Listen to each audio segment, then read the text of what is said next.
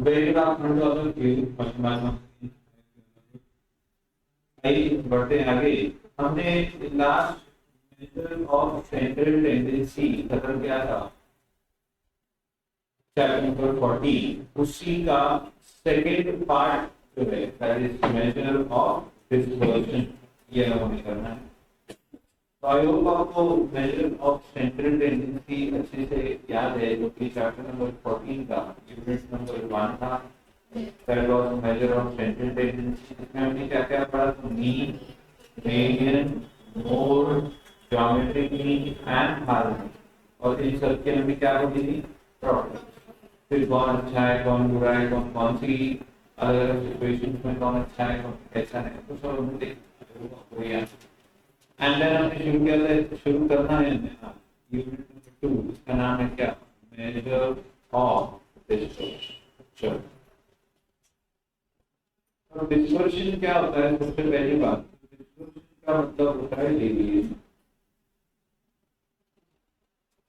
Deviation मतलब क्या? Variation. Variation मतलब क्या? तो मतलब क्या है? इसका एग्जांपल से बात करता हूँ। ये विराट कोहली, ये रोहित शर्मा, दोनों पहले 0 पे आउट होते, मैच हराते, फिर मैच हराते। तो ये विराट कोहली, ये रोहित शर्मा। विराट कोहली ने पहले मैच स्कोर किया 45, फिर स्कोर किया 35, फिर स्कोर किया 70 और स्कोर किया 50। रोहित शर्मा ने पहले मैच में स्कोर किया 100, फिर स्कोर किया 0, फिर वापस स्कोर किया 0 और फिर स्कोर किया 100। जरा मुझे अगली मैच में दोनों में से एक को तो बैठा नहीं, बहुत हो गया इनका, दोनों को तो खेला नहीं। तो मुझे चाहिए कि दोनों में से अगली मैच में कौन खेलाया जाए। उसके लिए मुझे चाहिए इनका एवरेज स्कोर, मीन। जिसका एवरेज ज्यादा आएगा उसको खेला। एवरेज कैसे निकालते हैं, मीन कैसे निकालते हैं, लास्ट में रॉ डेटा है, सिंपल रॉ डेटा है, add on data divide by number of population. तो 45 plus 30 is 80, 80 plus 70 150, 150 plus 50 is 200, 200 divided by 4 is again, and 200 divided by 4 is again. Oh, there is a problem in mean. So central tendencies हमने सीखी थी, हमने देखा कि वो कभी-कभी ऐसे दो डेटा के लिए क्या आ सकती है? सेम। और अगर वो दो डेटा के लिए आ जाती है सेम, तो ऑब्वियसली हम डिसीजन नहीं ले पाएंगे। और बस यहाँ रूल आता है किसका? डेविएशन। कि भले ही दोनों डेटा का मीन सेम है, पर मुझे डिसाइड करना है किसी एक प्लेयर को सिलेक्ट करना है, तो ऑब्वियसली मैं क्या करूंगा? तो इनका डेविएशन, इन दोनों प्लेयर्स का उनके मीन से जो स्कोर है वो कितने डेविएट होगा, ऑब्वियसली देख करके यहाँ पे समझ रोहित शर्मा का डेविएशन ज्यादा आएगा, क्योंकि उसके स्कोर बहुत ज्यादा डेविएट करते, कभी वो 100 मार देते, कभी 0 पर। लेकिन विराट कोहली का डेविएशन थोड़ा कम है। इसका मतलब Virat Kohli is more consistent and obviously Rohit Sharma is more variable. अब which kind of player in team, उसके हिसाब से मैं डिसाइड करूंगा। अगर मेरी टीम में ऑलरेडी बहुत सारे कंसिस्टेंट भरे पड़े, रोहित शर्मा को बोलूंगा तो खेल बॉल भी नहीं खाएगा, खेलेगा तो शो भी बना देगा, एक तरफा बने। पर मेरे टीम में ऑलरेडी सारे ही वेरिएबल, सारे ऋषभ पंत भरे थे, तो फिर मैं क्या करूं? विराट कोहली को कम से कम 50 ओवर कोई तो खेलेगा। तो ऐसे मेजर ऑफ डिस्पर्शन में, क्योंकि यहाँ पे सेंट्रल टेंडेंसी क्या होगी? जहाँ सेंट्रल टेंडेंसी डिसीजन मेकिंग में दिक्कत कर देगी या डिसीजन मेकिंग में हमें काम नहीं आएगी, वहां कौन काम आएगा? बोलो, डिस्पर्शन। तो डिस्पर्शन एक स्टेप फॉरवर्ड हमें लेगा। आपको डिस्पर्शन क्या है ये समझ में आया, डेविएशन क्या है ये समझ में आया। तो कितना वो डेटा डेविएट हो रहा है उसकी सेंट्रल टेंडेंसी से, उसकी सेंट्रल टेंडेंसी से कितना वो डेविएट हो रहा है, ये कहीं ना कहीं मेजर ऑफ डिस्पर्शन करता है। अब there are two kinds of measure of dispersion. They are absolute measure of dispersion and relative measure of absolute measure of dispersion से absolute value होते हैं, इनको यूनिट भी होता है, पर ये डिसीजन मेकिंग में काम नहीं। लेकिन रिलेटिव मेजर ऑफ डिस्पर्शन इनको कोई यूनिट नहीं होता, लेकिन डिसीजन लेने के लिए हमेशा कौन से मेजर यूनिट रिलेटेड। तो कौन से एब्सोल्यूट मेजर, सबसे पहला एब्सोल्यूट मेजर है रेंज। सबसे पहला रिलेटिव एब्सोल्यूट मेजर है रेंज, मेजर ऑफ डिस्पर्शन की बात हो रही है। पहला मेजर ऑफ डिस्पर्शन कौन है? रेंज। दूसरा मेजर ऑफ डिस्पर्शन है मीन डेविएशन, मीन डेविएशन। तीसरा major of dispersion, absolute measure of dispersion है क्वार्टाइल डेविएशन। और चौथा और सबसे अच्छा मेजर ऑफ डिस्पर्शन है स्टैंडर्ड डेविएशन। आपको सुना है पहले, जिन्होंने सुना वो बच्चे मैथ्स का रिलेशन नहीं रखते, मैथ्स वाले नहीं, तो आप सुना रहे। तो कितने मेजर ऑफ डिस्पर्शन है? चार। ऑब्वियसली कौन से काइंड के? Absolute kind. Absolute measure of dispersion कौन से? Range, mean deviation, quartile deviation, standard. Relative measure of dispersion कौन से? ये चार। कौन से? Coefficient of range, second coefficient of mean deviation,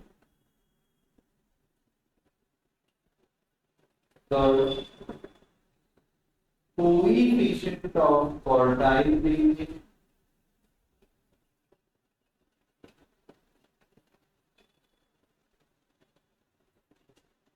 and fourth coefficient of work.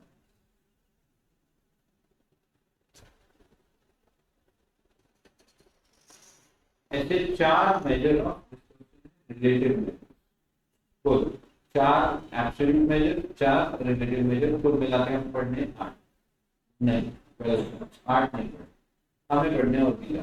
क्योंकि जो मीन डेविएशन है ये अबाउट मीन भी हो सकता है, अबाउट मीडियन भी हो सकता है, अबाउट नोड। सेम ये जो कोएफिशिएंट ऑफ मीन डेविएशन है ये अबाउट मीन भी हो सकता है, अबाउट मीडियन भी हो सकता है। कितने बढ़े? 4 हो गए। एक तो पहले से कैलकुलेटेड थे ना, मीन मीन दोनों में था, टोटल हो गए कितने? 12।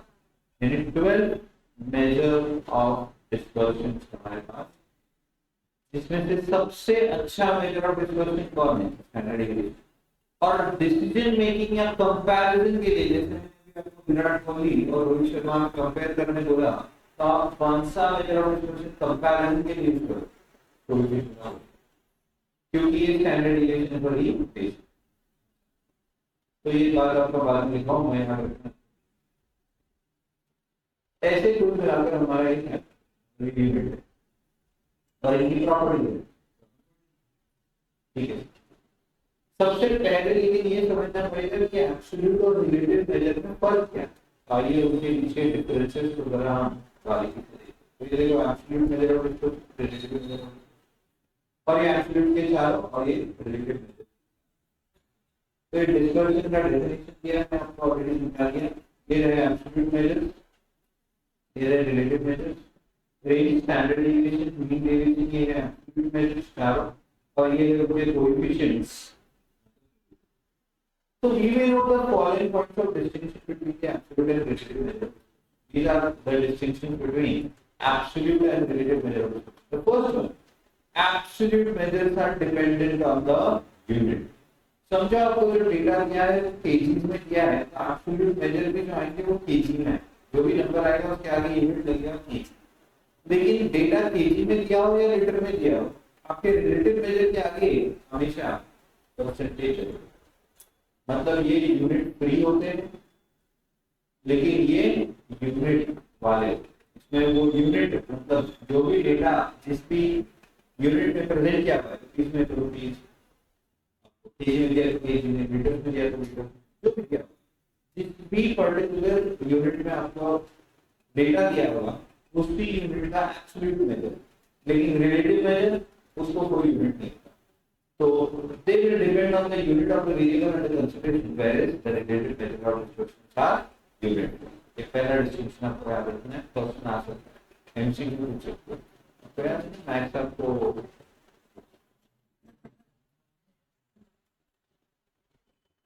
for comparing two or more distributions, relative measures and not absolute measure of distribution.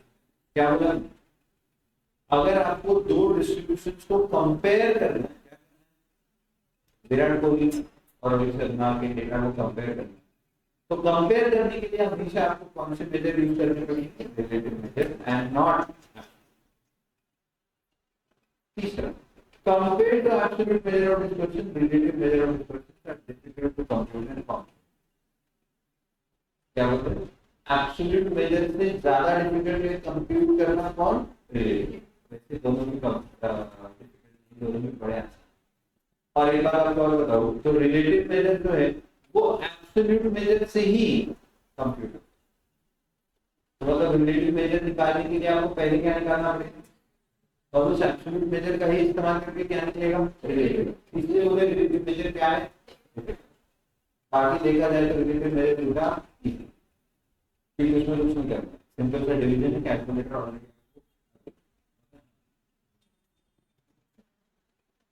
भूल जाते हैं तो भरोसा नहीं। फॉर्म भरा है वो भी याद रखते हैं और बस एग्जाम की घड़ी लग जाएगी।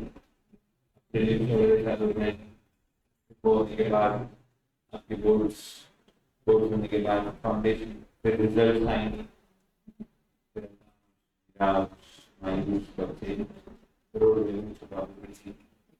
जो पढ़ाई करते तो ऐसे तो टाइम आ रहा है। आपको याद है characteristics of ideal measure of central tendency, कि ideal measure of central tendency गुण होने चाहिए। गुणों को चेक किया था पैराग्राफ,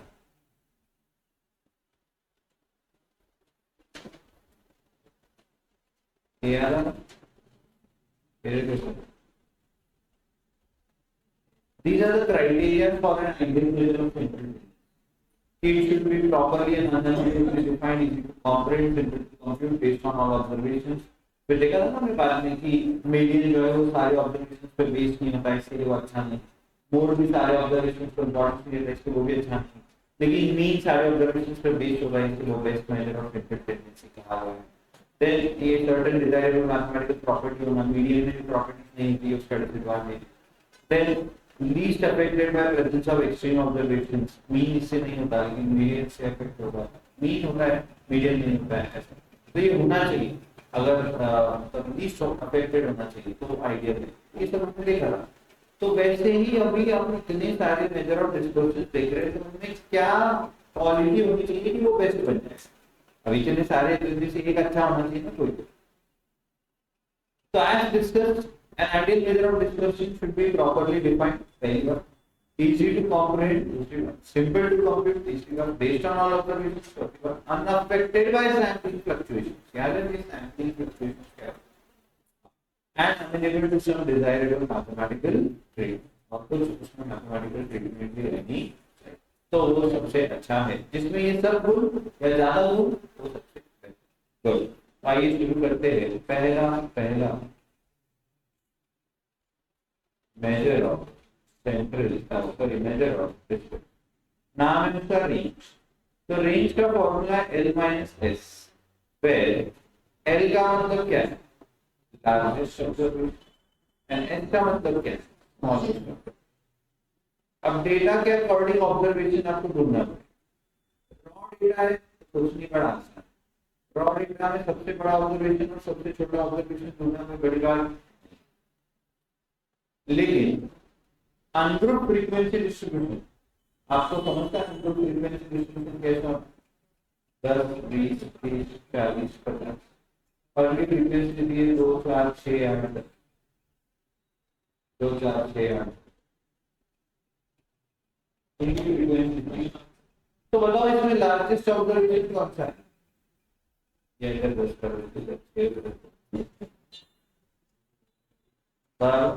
तो बताओ इसमें लार्जेस्ट ऑब्जर्वेशन कौन सा है? ऑब्वियसली जो सबसे बड़ा अनग्रुप क्लास है, और जो सबसे छोटा है वो हो गया स्मॉल। इसका मतलब हाँ सर, अगर यही 0 to 10, 10 to 20, 20 to 30, 30 to 40, 40 to 50 ऐसा ग्रुप फ्रीक्वेंसी डिस्ट्रीब्यूशन आ गया, तो लार्जेस्ट 50, स्मॉलेस्ट 0।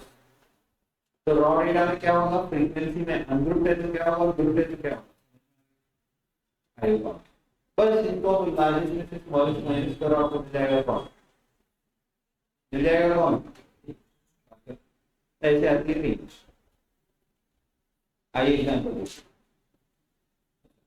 इन्होंने तुरंत तुरंत उसका रिलेटिव मेजर भी समझने के लिए, तो पहले हमने कर दिया क्या, रेंज क्या है, और अब तुरंत नीचे लिख दो coefficient of,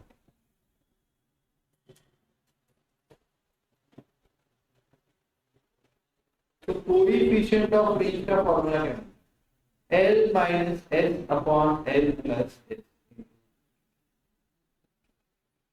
L minus S upon L plus S, very nonsense formula. Range अगर एग्जाम में आया तो वही डीजे लगाओ और मास करो एग्जाम में, ठीक है। L minus S upon L plus S into लिख दिया। अब रेंज की कुछ प्रॉपर्टीज है, लिंक दे रहे ताकि आपके बुक में रहने का पढ़ सकते, प्रॉपर्टीज और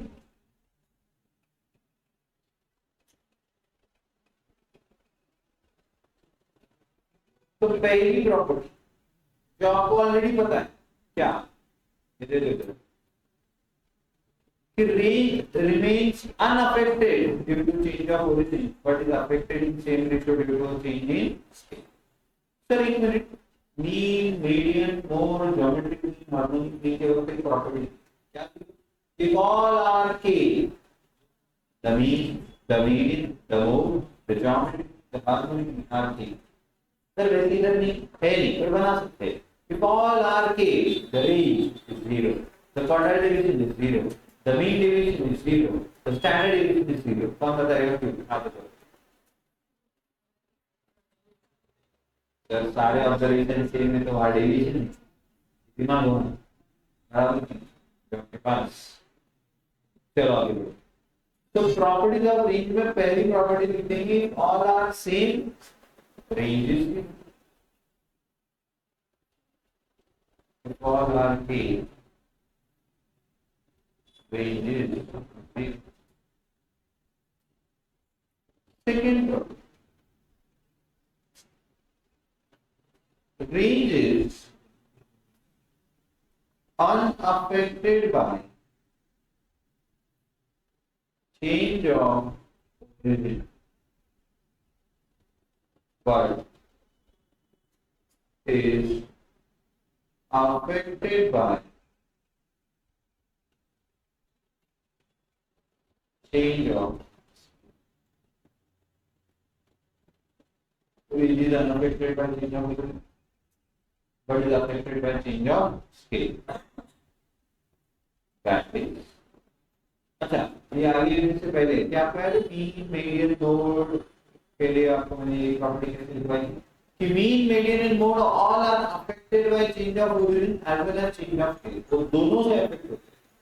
इसलिए वहां पर अगर y a + bx आपको दिया है और आपको x बार पता है, y बार ढूंढना है, इसी में x को x बार कर दो, x बार की वैल्यू डालो, बीच में मल्टीप्लाई करो, a ऐड करो, जो मिलेगा वही y बार।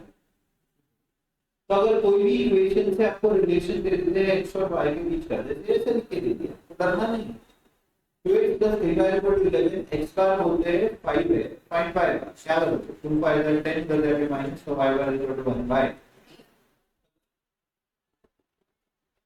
लेकिन ये कब, जब दोनों से अफेक्ट, रेंज तो किससे अफेक्ट होता है, सिर्फ चेंज ऑफ ओरिजिन से affect, that is if x and y are related as y equal to a plus bx, where a is change of origin and b is change of scale, then range of y is equal to mod of b into range of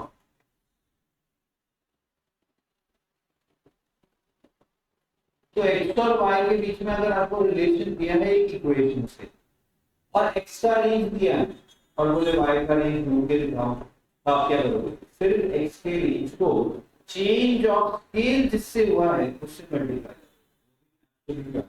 negative से क्या होगा, मुझे positive से, तो आपको क्या मिल जाएगा, समझ में, समझ में। देखो जहाँ चेंज ऑफ ओरिजिन भी है और चेंज ऑफ स्केल भी है, तो वहाँ दोनों से अफेक्ट होता था मीन नेगेटिव में, तो वहाँ दोनों एडजस्ट करने पड़ते हैं, चेंज ऑफ स्केल वापस मल्टीप्लाई भी करना पड़ता है, चेंज ऑफ ओरिजिन वापस ऐड कर देना। इधर तो चेंज ऑफ ओरिजिन से फर्क नहीं पड़ता, तो चेंज ऑफ स्केल से ही सिर्फ फर्क पड़ता है, तो जिससे आपने डिवाइड किया था वो वापस मल्टीप्लाई कर, अगर आपने मल्टीप्लाई किया तो डिवाइड कर।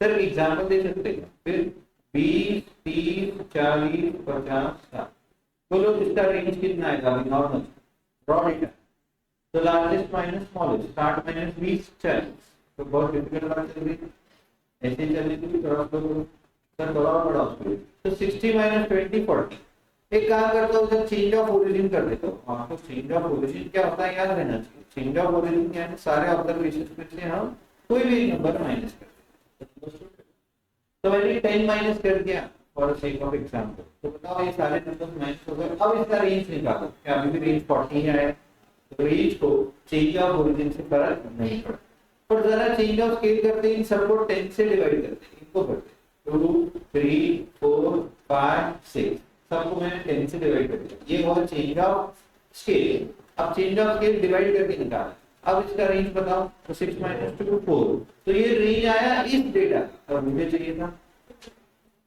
तो जिससे डिवाइड किया था उससे मल्टीप्लाई कर दो, तो वापस से क्या आ जाएगा, और वही मेरे ओरिजिनल डेटा की रेंज है,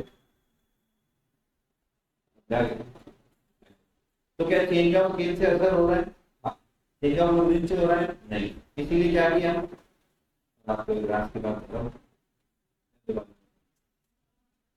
बता दूं, range, order deviation, mean deviation, standard deviation सब है, यानी सबको चेंज ऑफ ओरिजिन से असर नहीं होता, पर सबको चेंज ऑफ स्केल से असर। तो एक मिनट आप देखो ना, पहले क्या सीखा, मेजर ऑफ सेंटर्ड रेंज, दोनों से असर, फिर क्या सीख रहे, मेजर ऑफ डिस्पर्शन, एक ही से, और इसके बाद हम सीखेंगे कोरिलेशन, इसको दोनों से भी असर, इसको दोनों से होता है, इसको चेंज ऑफ ओरिजिन से नहीं होता, चेंज ऑफ स्केल से होता है, और इसको दोनों से भी, तो पहले दोनों से असर होता है सबको, फिर एक ही से असर होता है वो चेंज ऑफ स्केल सबको, और फिर किसी से भी असर नहीं होता है, ऐसा अगर बेटर है आपके जैसा कौन कोई तो असर नहीं, एग्जाम आ जाओ कोरोना ना करना, तो फिर 3 घंटे सोना, शाम को उठ के फिर पढ़ा बोलते हैं, तो ठीक है तो क्या ये लिया, ये सब यहाँ पर आप लिख लिया, आइए कुछ एग्जांपल सॉल्व करें, कैलकुलेटर ऑन है, following are the wages of एक वर्कर्स एक्सप्रेस्ड इन रुपीस,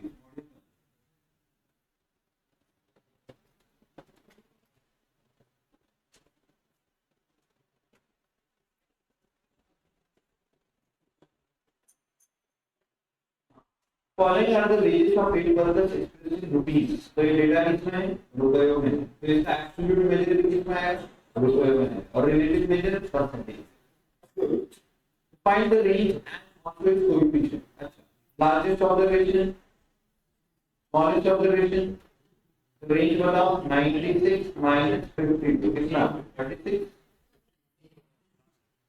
42 44 50 भी है, मैंने भी पढ़ा है, 56 is the range, अब बताओ इसका coefficient of range, 96 minus 50 upon 96 plus 50, तो 46 अपॉन 146, सर 46 46 का कितना इंटू 100, मतलब आप परसेंटेज का 15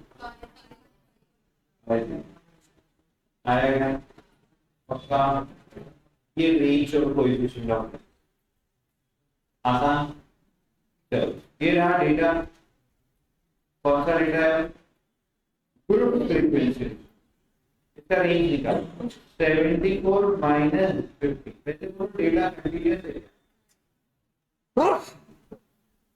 तो डेटा को क्या करना पड़ेगा कंटीन्यूअस तो डेटा कंटीन्यूअस करने के लिए 74.5 माइनस 49.5 क्या अपर बाउंड्री में 0.5 ऐड करते हैं और लोअर बाउंड्री में 0.5 कम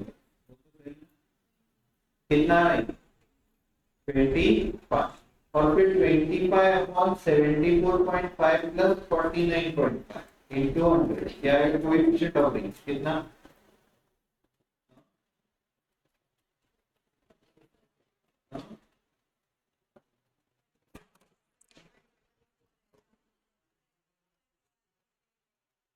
नहीं चाहिए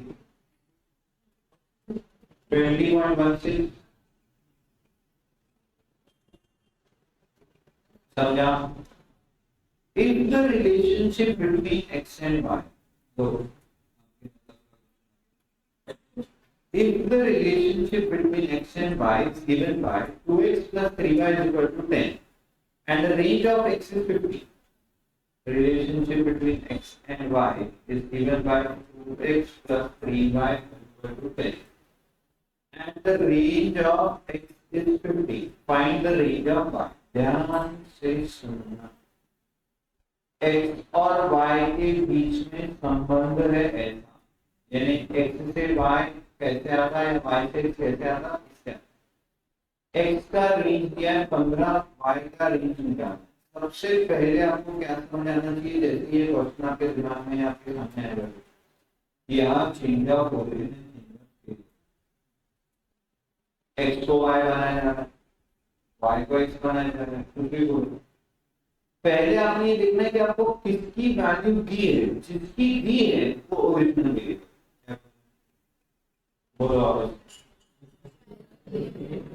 जिसका भी मेजर दिया है इस क्वेश्चन का वो है सेंट्रल वो अभी अगर यही सेंट्रल टेंडेंसी होती तो कुछ बात ही नहीं है क्योंकि उसको दोनों से असर होता है इसकी जगह एक बार आ गया आएगा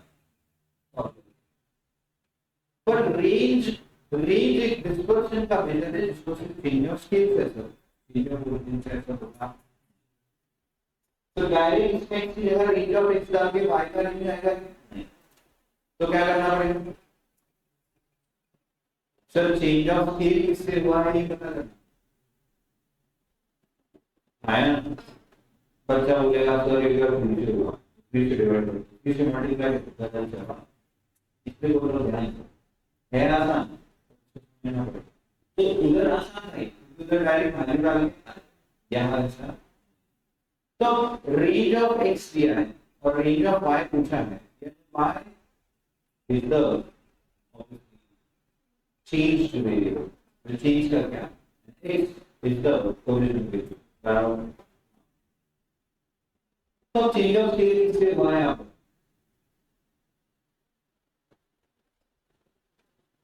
तो ऐसे ही बता पाओगे बताते आना चाहिए वैसे बट नहीं है तो मैं बता क्या करते सुन 3y is equal to क्या मैं लिख सकता हूँ 10 minus 2x फिर y is equal to 10 by 3 minus 2 by 3y denominator बदलेंगे क्या और बाकी चलो सबसे पहली बात क्या ये सही क्या है तो स्टेटमेंट ये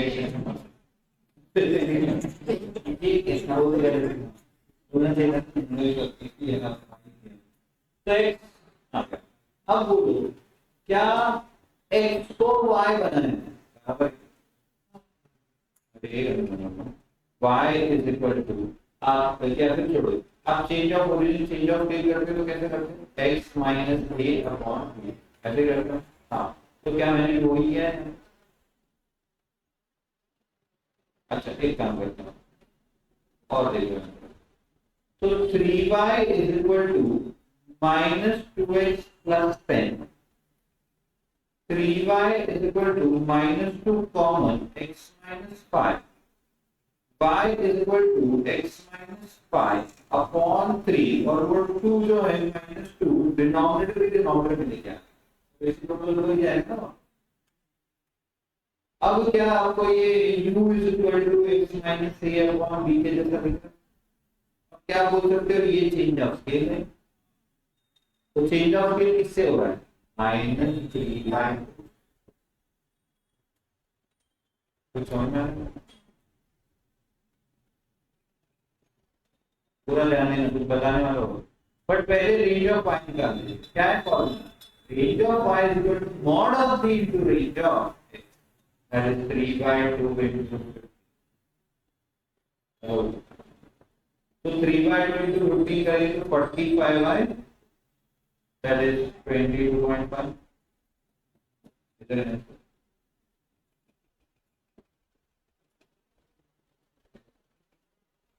तो कुछ इक्वेशन जल्दी करेंगे।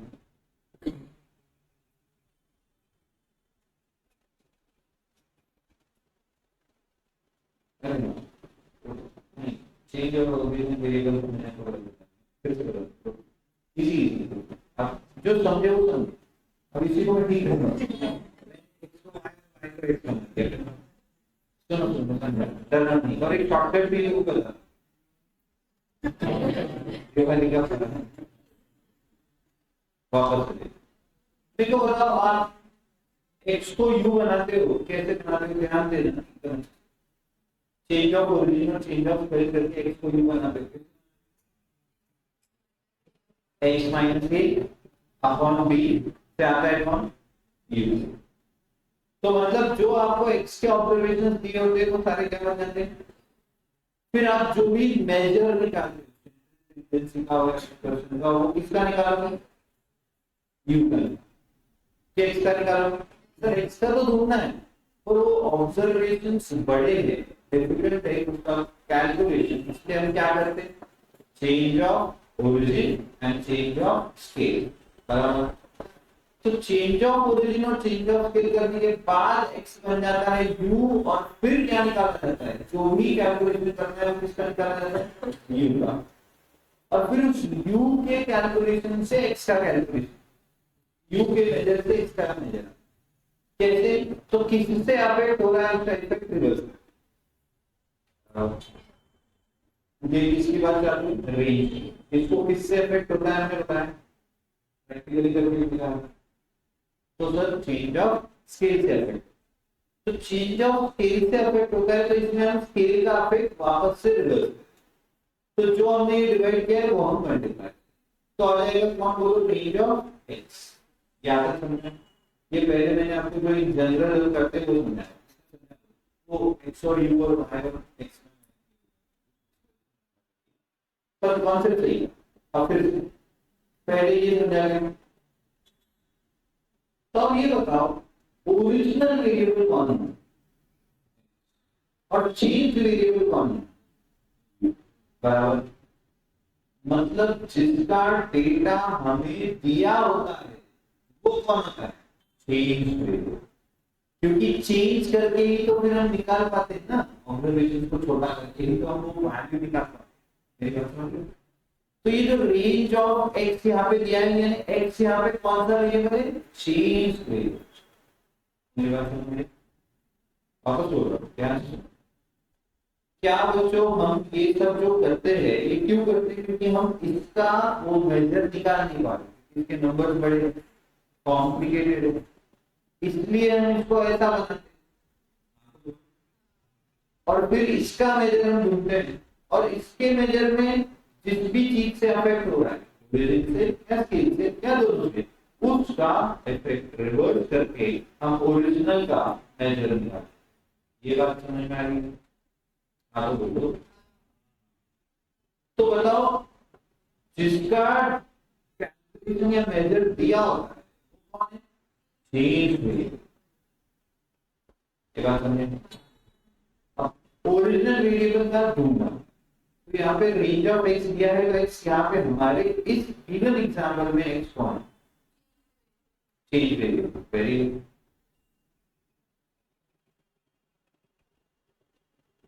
Change variable, very good. Original variable कौन है? अब बाकी सब छोड़ो, आप ओरिजिनल सोना छुपा के रखते हो, मेजर अगर आपके दिखाओगे कैसे हमारे पास नहीं। और जो चेंज जो है यानी फिर वो कहाँ बड़ा वो है ये बड़ा जादू में लेते हैं वो था कि हम बताया नहीं कि फिर कोई चीज आ देना पहली बार क्या है रूटीन जिसका दिया है वो कौन सा वेरिएबल चेंज वेरिएबल क्योंकि चेंज वेरिएबल हम आसान करके फिर उसका निकालते हैं तो जिसका भी मेजर दिया है वो चेंज वेरिएबल यानी पे एक चीज हमेशा तो अब इस इक्वेशन को हमें इसके जैसा बनाना है इसमें बाहर कौन चेंज वेरिएबल और अंदर कौन ओरिजिनल वेरिएबल और चेंज वेरिएबल यानी कौन जिसकी वैल्यू की होती है क्योंकि वही हम पहले निकालते हैं बात पकड़ना तो इसको क्या करना पड़ेगा सर हमें x को ऑब्वियसली बाहर रखना है y को अंदर के तो 2x is equal to minus 3y plus 10 तो ये 3y हो जाएगा minus 1 फिर x is equal to इसमें से minus 3 कॉमन मतलब हो जाएगा y minus 10 by 3 अपॉन वो 2 यहाँ से आके डिवाइड हो गया वहाँ मल्टीप्लाई करना यहाँ पे हो गया और अब डिनोमिनेटर का डिनोमिनेटर रेसिप्रोकल ऊपर आता है वैसे नीचे भी जा सकता है तो माइनस 3 गया टू के नीचे तो माइनस 2 अब बोलो क्या ये u is equal to x minus a upon b के जैसा हो गया जिसमें this is the change of scale तो चेंज ऑफ स्केल किससे हो रहा है कौन से समझे ये पहले क्या करना है बस x y और y u उसमें u को h not So obviously change of scale किससे हो रहा है एक्चुअली तो रेंज ऑफ y ढूंढना है तो रेंज ऑफ x को मॉड ऑफ b से मल्टीप्लाई करना पड़ेगा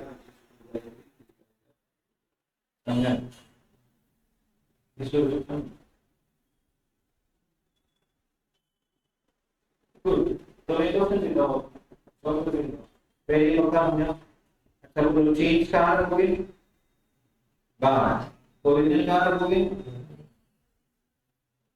अंदर ओरिजिनल अंदर इसलिए फिर सोने का एग्जांपल है ना ओरिजिनल अंदर रखते हैं सुबह ऐसे बड़े बड़े मारते हैं जो देखो दुनिया लेके ठीक है सब ऐसा नहीं बहुत कोई सवाल नहीं कभी नहीं चलते सब ठीक है 5,000 जाके 10,000 5,000 मैं भी दो ही गया देखने भी बड़े दिखते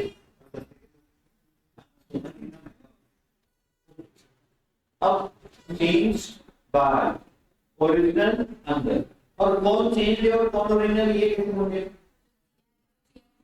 जो दिया है वो चेंज और जो ढूंढना है बस तो इसको आपको लाना है इस फॉर्म में और फिर ये जो है ये चेंज और ये चेंज हो गई अब इसकी जैसी जरूरत वैसा होगी तो क्या करेंगे example if x and y are related by 6x plus 5y is equal to 12 and range of y is equal to 10 find the range of x find the range of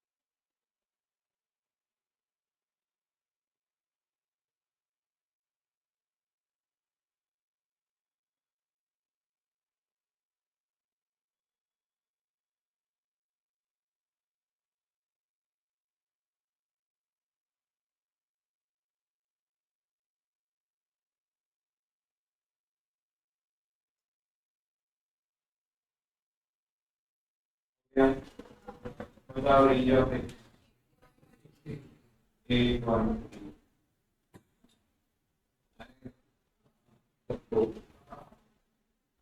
बताओ इसमें चेंज वेरिएबल कौन सा y y बाहर x अंदर तो इसको direct लिखो ऐसा तो चेंज ऑफ के लिए क्या हुआ -5/6 range of x is equal to 5/6 into range of y that is 10 so this 8 अभी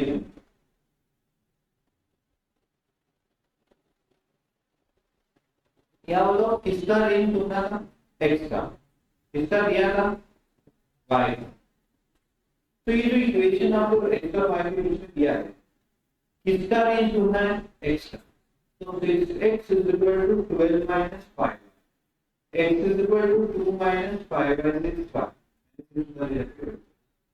ये इनका तरीका मैंने पहले आपको जो लॉजिकल तरीका है समझा दिया अब ये का तरीका क्या सर रेंज ऑफ x ढूंढना है तो x is equal to formula y का जो मल्टीपल रहेगा that is change of y का जो कोएफिशिएंट रहेगा दैट इज चेंज ऑफ समझ आ रहा है क्या मतलब समझ आ रहा है क्या मतलब दोनों तरीके याद रखने क्या है बहुत टाइम के बाद में मेरा जो तरीका है याद है ये आपको तो शायद याद ना है तो चेंज ऑफ स्केल आपको तब शायद फिर मैंने जो बताया ज्यादा बेहतर पर इनका तरीका ऐसा है देखो हमने ये वाला क्वेश्चन पे ऐसे सॉल्व क्या आपको जिसका ढूंढना है उसको उधर बाकी से उधर भेजो और जो x का मल्टीपल वो आपका चेंज ऑफ स्केल का अंडरस्टूड यस तो मेरे और इनके तरीके में जमीन आसमान का फर्क है बराबर पर दोनों में सेम मैथमेटिकली इक्वेशन इसको मैं अगर वापस से मेरे जैसा बनाऊं मतलब वही हो जाएगा ठीक है आई होप आप चलते अगले मेथोडोलॉजिकल पे जिसका नाम है क्या मीन अच्छा ये यहाँ लिखना है कि कोई चेंज वेरिएबल बाहर ओरिजिनल वेरिएबल अंदर याद रहेगा कर लो और नहीं तो दूसरा तरीका भी बता दिया क्या जिसका ढूंढना है उसको बाहर रखो जिसका दिया उसको अंदर डालो और उसका जो कोएफिशिएंट पर एक मिनट यहाँ इंपॉर्टेंट बात क्या है ध्यान से सुनो यहाँ इंपॉर्टेंट बात क्या है ये y का कोएफिशिएंट वन करने का ये y का कोएफिशिएंट बनाना होगा ये ऐसा नहीं चलेगा 3y = 10 - 2x और फिर ये -2 हो गया चेंज ऑफ स्केल सर ने बोला था जिसका ढूंढना है उसको बाहर रखो और x का कोएफिशिएंट हो change of scale -2 change of scale नहीं ले पानी का हाँ तो ये भी यहाँ से वहां है तब जाके आपको सही चेंज ऑफ स्केल मिलेगा अगर ये टेक्निक यूज करना है और बाकी मैंने जो बताया ज्यादा वो याद रखने के लिए आसान है ये अगर आपको याद रहे चलते हैं मीन डेविएशन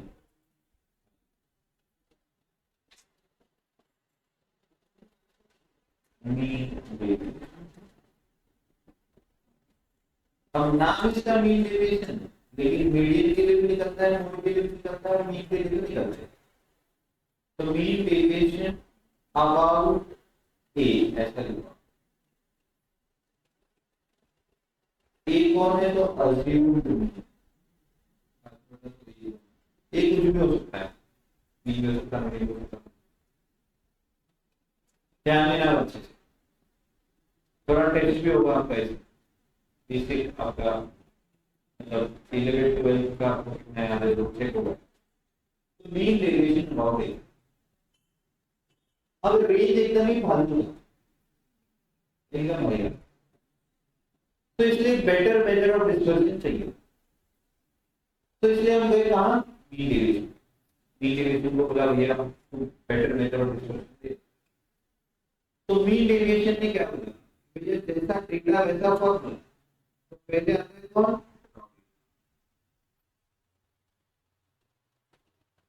रॉ डेटा के लिए mean deviation is equal to ध्यान दें अब मुझे डेविएशन निकालना है तो मैं फॉर्मूला डिराइव करके लिखता हूं आप पहले भी देखना याद करके डिराइव करके याद रखो तो ज्यादा एक्स आपको सारे ऑब्जर्वेशन दिए हुए रॉ डेटा की कैप्चर करें, सारे एक्स आपको ऑब्जर्वेशन दिए, आपको क्या करना है, इन सारे एक्स्ट्रा डेविएशन निकालना, ये कितने डेविएट हो रहे हैं किससे, इनकी सेंट्रल टेंडेंसी।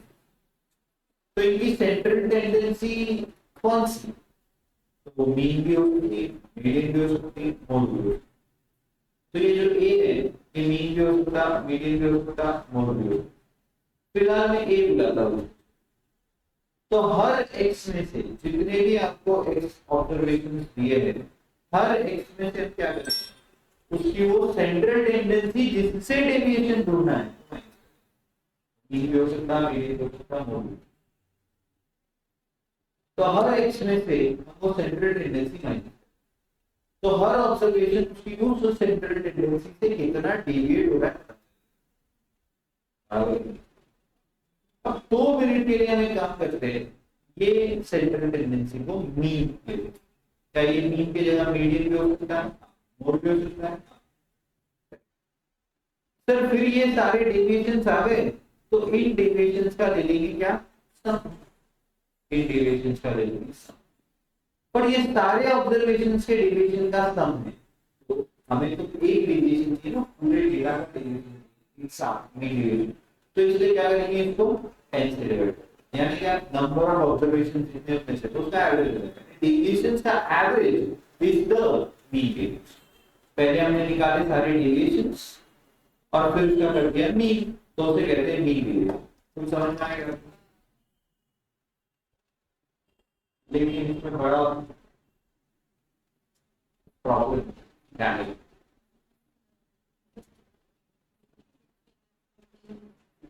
क्या होगा,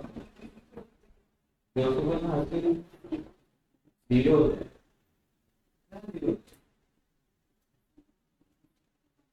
is always equal, absolutely correct। इधर तो तेरे ही लिखा हुआ कुछ, सर क्या बात चल रही है, इनको बताओ।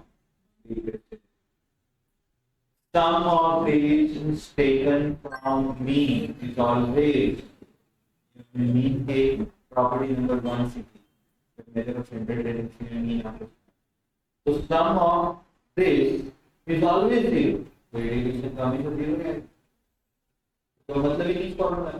तो सर मीन छोड़ो, मीडियन ले लेते, वो तो नहीं आएगा जीरो, और मोड ले लेते, वो भी जीरो नहीं है, चलेगा।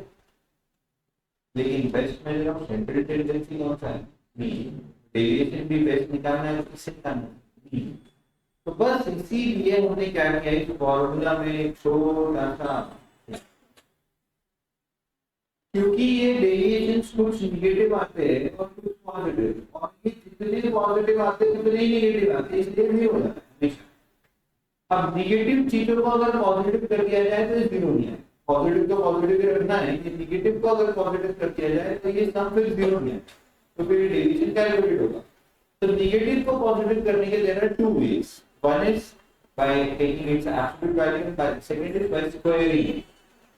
तो अगर इनको स्क्वायर करने में कोई इंटरेस्ट नहीं, तो हमने क्या किया, उसका एब्सोल्यूट वैल्यू ले लिया, नेगेटिव भी आ रहा होगा ना डेविएशन, तो भी वो डेविएशन है ना। जैसे एक बच्चा जो यहाँ बैठा है मुझसे, और एक बच्चा है, तो ये मुझसे नेगेटिव डिस्टेंस पे बैठा है और ये मुझसे पॉजिटिव डिस्टेंस पे बैठे हैं, तो डिस्टेंस तो पॉजिटिव होना चाहिए, तो डेविएशन भी पॉजिटिव। बस ये पहले है और ये बाद में, तो हमने क्या किया, डेविएशन सारे पॉजिटिव हैं। अब इसका सम आप लोगे तो ऑटोमेटिकली पॉजिटिव है, divide the number of observations करोगे तो एवरेज मिल जाएगा, सारे डेविएशंस का average is mean deviation. But इस फॉर्मूला में आप क्या लिखोगे, तो मीडियन से भी लेना है तो भी हम एब्सोल्यूट लेंगे, मोड से लेना है तो भी हम एब्सोल्यूट। तो ये जो ए है ये मीन भी हो सकता, मीडियन भी हो सकता, मोड भी हो सकता। आप सुनो, तात्पर्य आपको रॉ डेटा में कुछ ऑब्जर्वेशन दे देंगे और बोलेंगे फाइंड मीन डेविएशन अबाउट, समझो बोला मीन, तो आप क्या करोगे, पहले समेशन x निकाल के उसको n से डिवाइड करके ढूंढोगे x बार, फिर हर x में से x बार माइनस करोगे, नेगेटिव भी आए तो भी उसकी वैल्यू पॉजिटिव लिखोगे, फिर इन सब का ले लोगे टोटल और उसको डिवाइड कर दोगे नंबर ऑफ ऑब्जर्वेशन से, आपको कौन मिल जाएगा, मीन डेविएशन अबाउट। अगर मीन डेविएशन अबाउट मीडियन ढूंढने बोला तो बोलो क्या करना, तो पहले इस रॉ डेटा का मीडियन ढूंढना पड़ेगा। कैसे ढूंढेंगे, असेंडिंग ऑर्डर, बीच वाली वैल्यू क्या है, इसकी लो वैल्यू का average is the median. Her observation में से मीडियन माइनस करेंगे, उसका मॉड आ जाएगा, और फिर वो जो सम आएगा उस सम को डिवाइड कर देंगे n से, मिल जाएगा mean deviation about median. Similarly mean deviation about mode अगर पूछ लिया तो क्या करें, पहले सर मोड ढूंढेंगे, जो वैल्यू सबसे ज्यादा बार रिपीट हो रही है वो होगी मोड। हर x में से उसका मोड माइनस करेंगे, उनका मॉड वैल्यू लेंगे, नेगेटिव पे आएगा तो पॉजिटिव, पॉजिटिव आएगा तो पॉजिटिव लेंगे, सम लेंगे, उस सम को n से डिवाइड करेंगे, आ गया मीन डेविएशन अबाउट मोड। समझा? तो जिसने बोला वो पहले ढूंढना, फिर सारे ऑब्जर्वेशन में जो माइनस करके नेगेटिव पे आ रहा था वो पॉजिटिव डेविएशन है, लेकिन उसकी टोटल को मीन यानी एवरेज करना, नंबर ऑफ ऑब्जर्वेशन से डिवाइड करना, and you get mean deviation. बोलो मीन डेविएशन का अच्छा एक मिनट, तो यहाँ पर ये ए कुछ भी हो याद रहेगा। मेरा एक सवाल है, ये mean deviation about mean about median about mode, अब तीनों में से कोई भी जीरो आएगा, सबसे छोटा किससे, सबसे कम डेविएशन किससे, मीन से, मीडियन से कि मोड से?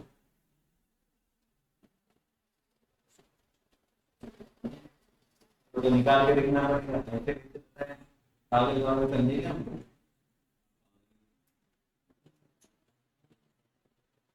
अगर आप जल्दी जवाब नहीं दोगे तो हम पूरे बार हो जाओ, अभी आगे बार हो जाओ।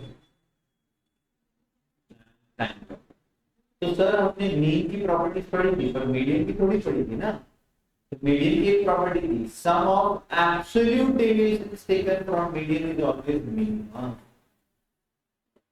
याद आ गया, पढ़ा जाके देखो, पढ़ा कर लिखा हुआ, रिवीजन बहुत अच्छी किया, समझ में आ रहा है। So obviously mean deviation about median is the smallest, हमेशा है, किससे smallest आएगा, so where n is equal to number of observations, a can be mean, median और मोड।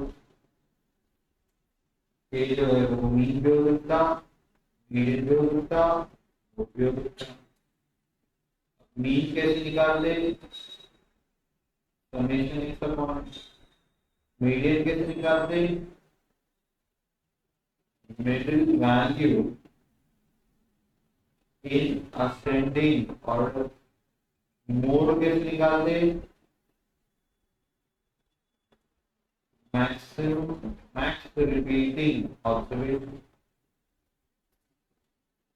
ये सब पहले लिखा हुआ है, शॉर्ट में फिर भी वापस लिख दिया क्या, बुझते बड़ा हो।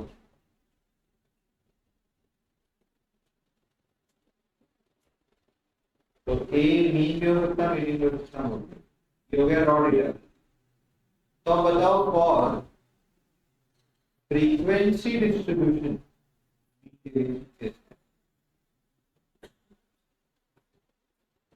फ्रीक्वेंसी डिस्ट्रीब्यूशन के लिए मीन डेविएशन कर दो, कुछ नहीं सर। अब वो जो एब्सोल्यूट डेविएशन है किसी से भी, मीन से हो, मीडियन से हो या मोड से हो, वो कितनी बार रिपीट होंगे, फ्रीक्वेंसी, तो उनकी डेविएशंस की फ्रीक्वेंसी से मल्टीप्लिकेशन करोगे तो वो टोटल डेविएशन आ जाएगा, और टोटल डेविएशन का सम लोगे और उसको डिवाइड करोगे फ्रीक्वेंसी की टोटल से, तो आपको फ्रीक्वेंसी डिस्ट्रीब्यूशन का मीन डेविएशन मिलेगा। तो देखो ध्यान देना, देखो फिर से हर x में से पहले मीन, मीडियन, मोड जो भी क्वेश्चन करेगा वो माइनस करेगा, तो हर x उसके मीन या मीडियन या मोड से कितना डेविएट हो रहा है बता देंगे, फिर हम सारे के सारे डेविएशंस का एब्सोल्यूट वैल्यू देंगे। ठीक है, हमें पता है कि मीन से अगर डेविएशन लेते तो उसका सम हमेशा दिया होगा, पर ये जो डेविएशन है ये एक ही बार में आता है, हर एक की एक फ्रीक्वेंसी है, वो कितनी बार रिपीट होगा। अगर रॉ डेटा के जैसा लिखा होता तो वो वैल्यू बार-बार तो जितनी बार आती है उतनी उसकी फ्रीक्वेंसी निकाल के रखती है, इसलिए उसकी फ्रीक्वेंसी से पहले मल्टीप्लाई करना पड़ेगा कि वो डेविएशन उतनी बार रिपीट हो रहा है। तो 2 अगर 5 बार आ रहा है तो उसका डेविएशन टोटल 10, फिर 2 और फिर निकालेंगे सम इससे obviously capital where capital N is summation f and again A can be mean, median or mode.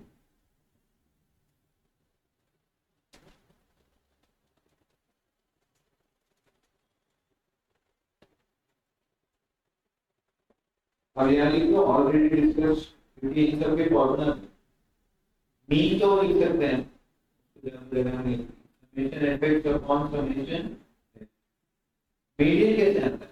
Sir अगर अनग्रुप डेटा है तो एलसीएम निकाल के n/2 निकाल के या n+1/2 निकाल के जो एलसीएम के फॉर्म फिट करना है, यहाँ पे तो उसका करस्पॉन्डिंग वैल्यू मैंने लिख दिया ऑलरेडी डिस्कस बराबर। हाँ, पर अगर गुड फ्रीक्वेंसी डिस्ट्रीब्यूशन है तो मीडियन कैसे निकालते हैं? L+H upon F into N upon 2 ये क्या है, पॉइंट 2 क्या है, L क्या है, H क्या है, नहीं लगती है। अगर group frequency distribution, ungroup frequency distribution का मोड कैसे आता है? जिसकी फ्रीक्वेंसी सबसे ज्यादा वही मोड, उसका करस्पॉन्डिंग एक्स ही मोड। ग्रुप में कैसे आता है mode? Fn minus F0 upon 2Fn minus F0 into C आपको लास्ट यूनिट में अंदर। तो ऐसे आता है आपका mean deviation about mean, median और मोड।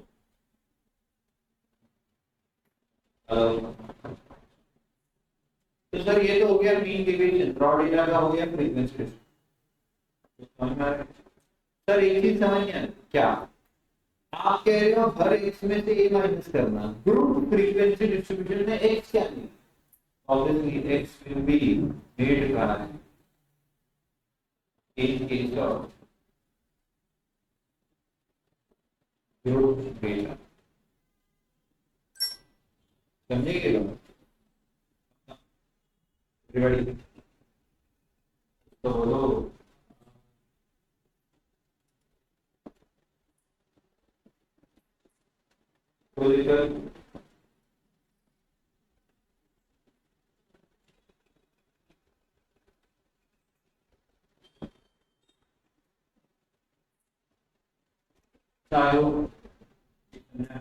आइए इस पे एग्जाम्पल नहीं, पहले इसका कोएफिशिएंट भी पढ़। तो ये तो हो गया mean deviation.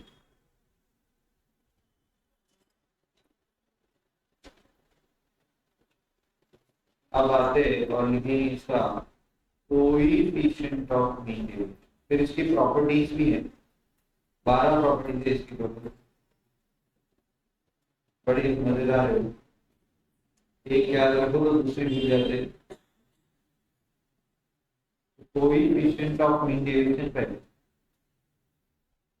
the formula is very simple, mean deviation amount A upon A into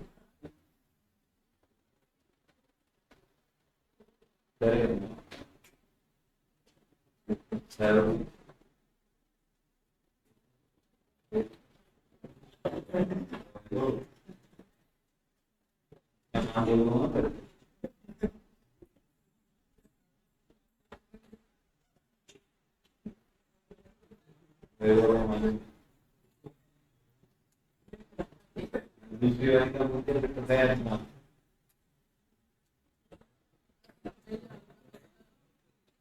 हो गया।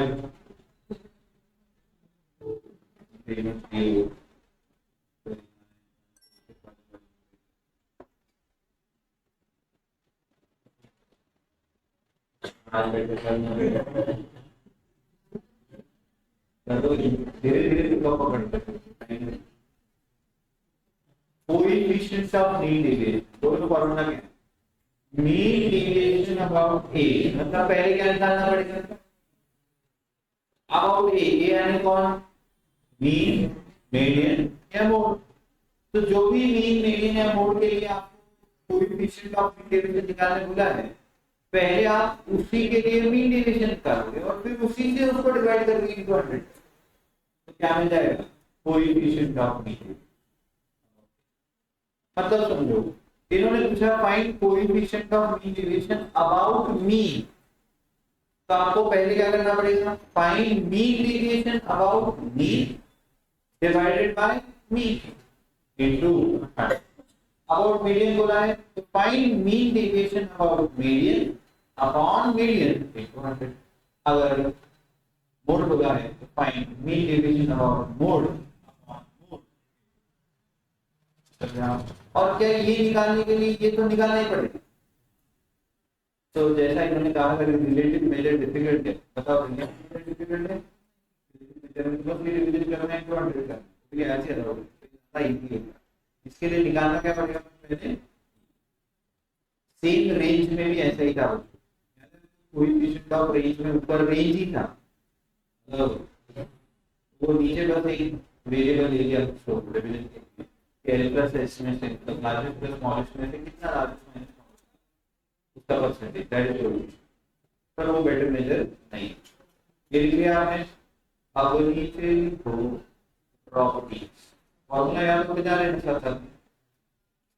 प्रॉपर्टीज ऑफ मीन डेविएशन, क्या लगता है पहली प्रॉपर्टी क्या होगी? इफ ऑल आर के, मैं शॉर्टकट में लिख रहा हूँ, चलना है। इफ ऑल ऑब्जर्वेशंस आर के, देन मीन डेविएशन इज शून्य। ऑब्वियसली डेविएशन क्यों नहीं रहेगा? अगर सारे ऑब्जर्वेशन सेम है तो डेविएशन किस में है? आप मैं सब हम सब एक जैसे, तो डेविएशन नहीं डिफरेंस है। तो इफ ऑल आर के, then mean deviation is, if all are k, then mean deviation is 0. बोले हो गया क्या? दूसरी property, mean deviation is unaffected by change of origin. Mean deviation is unaffected by change of origin, but is affected by change of scale.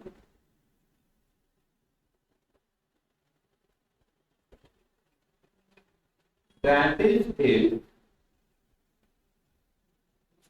x and y are related by equation y is equal to a plus bx, where a is the change of origin and b is the change of scale, then mean deviation of y can be found by mod d into mean deviation. तो इनका जो solve करने का तरीका है मैंने वो दिखाया एक शॉर्ट के नाम, लिख रहा है ऐसा इक्वेशन है।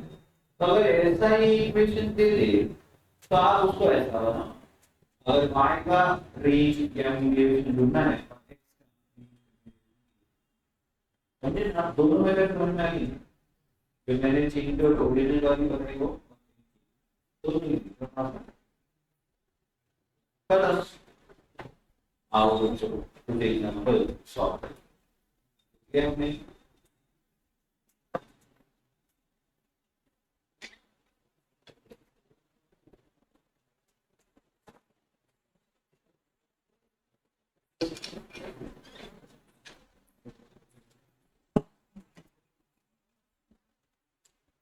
हो गया ये वो सब यहाँ लिखा हुआ है, ये भी कोई भी नॉमिनल के बीच का फॉर्म और ये उसका एक ही प्रॉपर्टी हमने लिखी। अब एग्जांपल एक मिनट मेरे पास क्या नहीं, क्या एग्जाम में हमको ज्यादा से ज्यादा लिखना है कि ज्यादा से ज्यादा सुनना है? तो क्या हम ये कैलकुलेटर पे करते हैं? तो इधर इन्होंने सवाल किया है what is the mean deviation about mean for the following number. लिख करके तो आराम से कर ही सकता हूँ, कोई दिक्कत नहीं है, बट मुझे लिख कर करना है कैसे करें। सब ध्यान है, कुछ बातें लिखनी पड़ सकती है, मेरे साथ आप सॉल्व करेंगे। on the way. So what is the mean deviation about mean for the following number? In numbers के लिए mean deviation about mean निकाल. तो पहले क्या निकालना है? 5 plus 8 plus 20 plus 21. क्या क्या मतलब है ना? plus 10 over भी बोल सकते हैं. Divided by 6 तो कितना आ गया mean? 9. अब याद रखेंगे mean कितना है? अपॉन दबा देंगे. अब क्या करना है? Summation of mod of x minus xy upon n. याद रखिए फॉर्मूला. बोलो एक साथ mean deviation about mean is equal to summation of mod of x minus xy mod complete upon n. ये लिखेंगे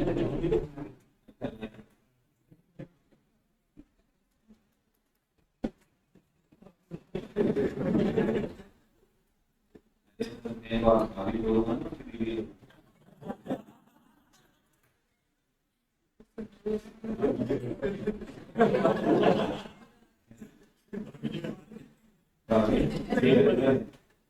फिर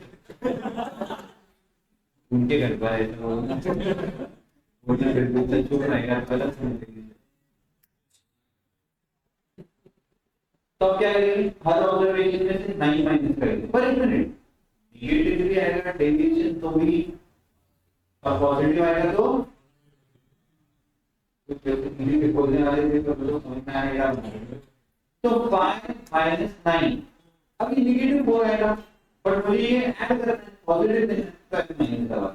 नेगेटिव नेगेटिव क्या जाएगा? 5 माइनस 9 जो होगा तो माइनस होगा. तो माइनस 4 आएगा तो उसकी माइनस की साइन हटानी पड़ेगी. वो भी हटा सकते हैं. प्लस माइनस का साइन छोटा बटा जो लगा तो माइनस की साइन हटा के फिर उसका प्लस कर सकते हैं. नेगेटिव आ रहा है तो माइनस दबा दोगे तो नेगेटिव माइनस साइन प्लस हो जाएगा. कैसे भी करो आप खींचना. अब 8 माइनस 9 है माइनस 10 माइनस 9 n प्लस क्योंकि पॉजिटिव आ रहा है तो माइनस दबा फिर वापस एक और बार n प्लस दबा दो. कितना भी 10 माइनस 9 नहीं है समझ आ रहा. फिर 12 minus 9 n plus n 9 minus 9 तो 0 होगा. नहीं कर रहा. एमआरसी दबाएंगे तो उसको डिवाइड बाय 6 करेंगे कौन आ जाएगा?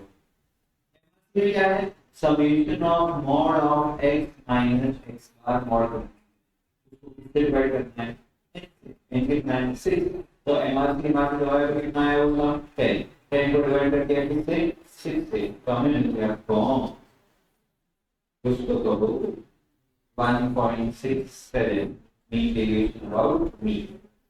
अब बच्चों इसका mean deviation about median निकालते हैं. पहले लेकिन क्या अब मुझे कुछ लिखना पड़ेगा. क्या लिखना पड़ेगा इसका? ascending order 5 8 9 10 10 12. तो बोलो क्या ये इवन नंबर ऑफ ऑब्जर्वेशंस है?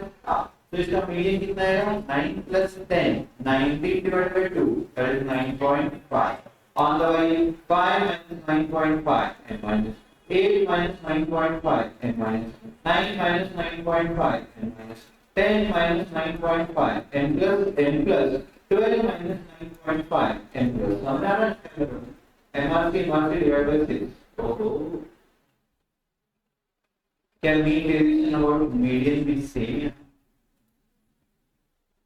अरे वो 1.67 आया ना mean deviation about median number कैसे?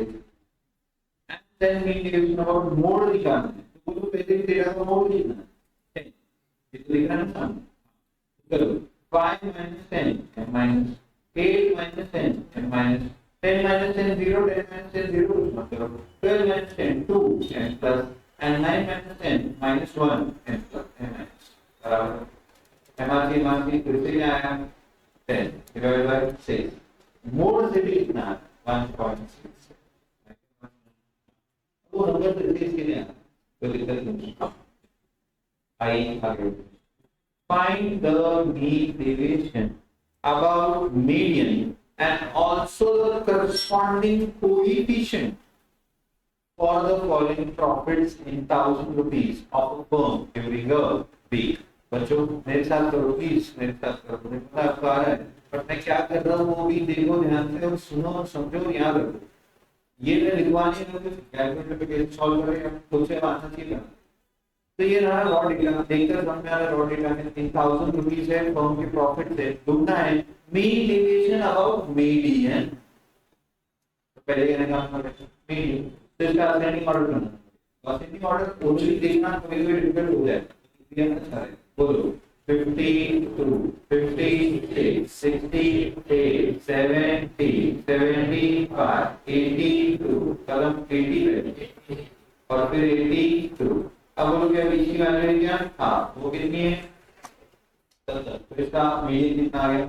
70। अब क्या करेंगे, सारे ऑब्जर्वेशन में से 70 माइनस करेंगे, नेगेटिव आएगा माइनस दबाएंगे ताकि वो भी प्लस ही हो जाए और पॉजिटिव आएगा तो प्लस दबाएंगे ताकि वो भी प्लस बराबर। हाँ ऑन दबाया 82। अच्छा कोई भी डेटा दो वो अलग में ऐसे नहीं ऑर्डर वाला जो आपको अच्छा लगे। तो ये भी बोलो अच्छा डेटा दो वाला क्या माइनस तो बन गया क्या?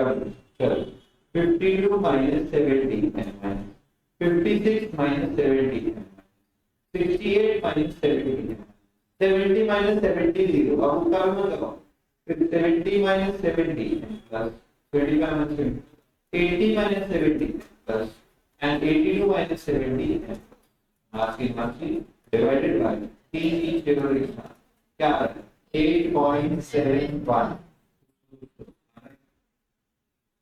तो ये 2000 करना होगा क्या बच्चों? एब्सोल्यूट मेजर यूनिट में होता है। हाँ तो ये जो डेटा था ये सब 1000 रुपीस का था, तो हमारा जो 8.71 हो रहा है ये भी 1000 रुपीस में। हाँ तो इसको भी 1000 करो। ये एग्जाम में ना पहला ऑप्शन रहेगा 8.74, दूसरा ऑप्शन तो भी और ही रहेगा, तीसरा ऑप्शन रहेगा रुपीज 8740.29। बच्चा छोटा रीडिंग करेगा और फिर से एग्जाम देना है नहीं के बाद तो हाउस नहीं पहले एग्जाम मई और नवंबर में हुआ। तो हम लोग जो बच्चे मतलब कल एग्जाम देते थे उन्हें ऐसा एक थोड़ा सा पोएट्री बनी। पहले मई में जो एग्जाम फेल होगा उसके लिए कि try never surrender after every May there is November. Every May के बाद नवंबर नहीं, after every May there is November. अब इस नवंबर में फेल होता था फिर से there is a day after every November there is a day। अब सितंबर और जनवरी के लिए कुछ तो बनाना पड़ेगा। देखिए यार मेरी बात नहीं बोलो। हाँ कौन कौन सी बात ये मैंने बहुत बार देखा है। बाद में बच्चे रिप्लाई नहीं देते व्हाट्सएप तो उससे क्या मैं रिजल्ट 3 करके छोड़ देते कॉल करो तो उठा देंगे दोस्तों को तो नहीं तो कितना है मतलब बता ही नहीं रहा होगा तो क्या बात पड़े जो 3 के होने का घर वालों को दिखाना पड़ता है किंतु ठीक है। गुड क्या है 8740.29। ये क्या है मीन डेविएशन अबाउट।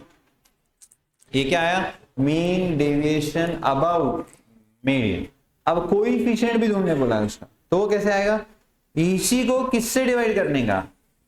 इसी को डिवाइड करना है मीडियन से बराबर कि नहीं? हाँ तो ये जो 8.714 कुछ तो भी आया था ना हमारा उसको डिवाइड कर देंगे। मीडियन कितना था 70 से और दबाओ परसेंटेज तो क्या आएगा 12.4489 ऐसा कुछ आ रहा है दैट इज 12.45। तो इसको भी 1000 से मल्टीप्लाई कर दो और रुपीस लगा दो ना। सर रिलेटिव मेजर में कभी भी यूनिट नहीं होगा तो उसमें रुपए रुपए 1000 कोई संबंध नहीं, एब्सोल्यूट मेजर में रहेगा। आई क्या बात समझ में? हाँ तो बताओ इसका रिलेटिव मेजर कितना आ गया यानी कोएफिशिएंट कितना है 12.45 और एब्सोल्यूट मेजर कितना आया था रुपीस 8714.28। याद रहेगा? समझ में आया? प्लीज आप ये लिख लो कहीं तो कि absolute measures will have unit of the data. Absolute measures will have, यहाँ लिख लो, देखो मैं बता दो कहाँ लिखूं, सुनो, ये आपने ये लिखा है ना, तो उधर एब्सोल्यूट मेजर है ना, वहां नीचे लिख लो या उसको ऐसे डैश करके लिख लो।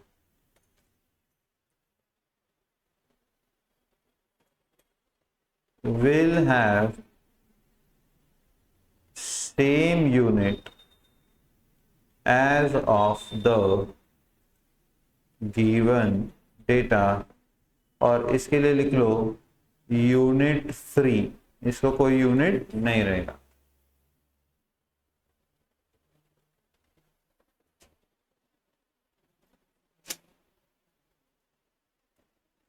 बरोबर, एकदम बरोबर, मजा आ गया सर। तो आगे बढ़े, आइए और एग्जांपल सॉल्व करते हैं। तो कैल्सी पे कैसे सॉल्व किया समझा ना, ये रहा एक और question, compute the mean deviation about the arithmetic mean for the following data. पहले डेटा कौन सा है बताइए, अनग्रुप फ्रीक्वेंसी डिस्ट्रीब्यूशन का डेटा है। तो अनग्रुप फ्रीक्वेंसी डिस्ट्रीब्यूशन का मीन कैसे निकलेगा, summation of x into f upon summation of F. अरे बोलो गधेड़ो, बोलो न रे, वापस से, मीन ग्रुप फ्रीक्वेंसी डिस्ट्रीब्यूशन कैसे आएगा, summation of x into f upon summation of f. हाँ, तो 1 into 5 m plus 3 into 8 m plus, बैठो मत कैलकुलेटर निकालो, गरीब आदमी।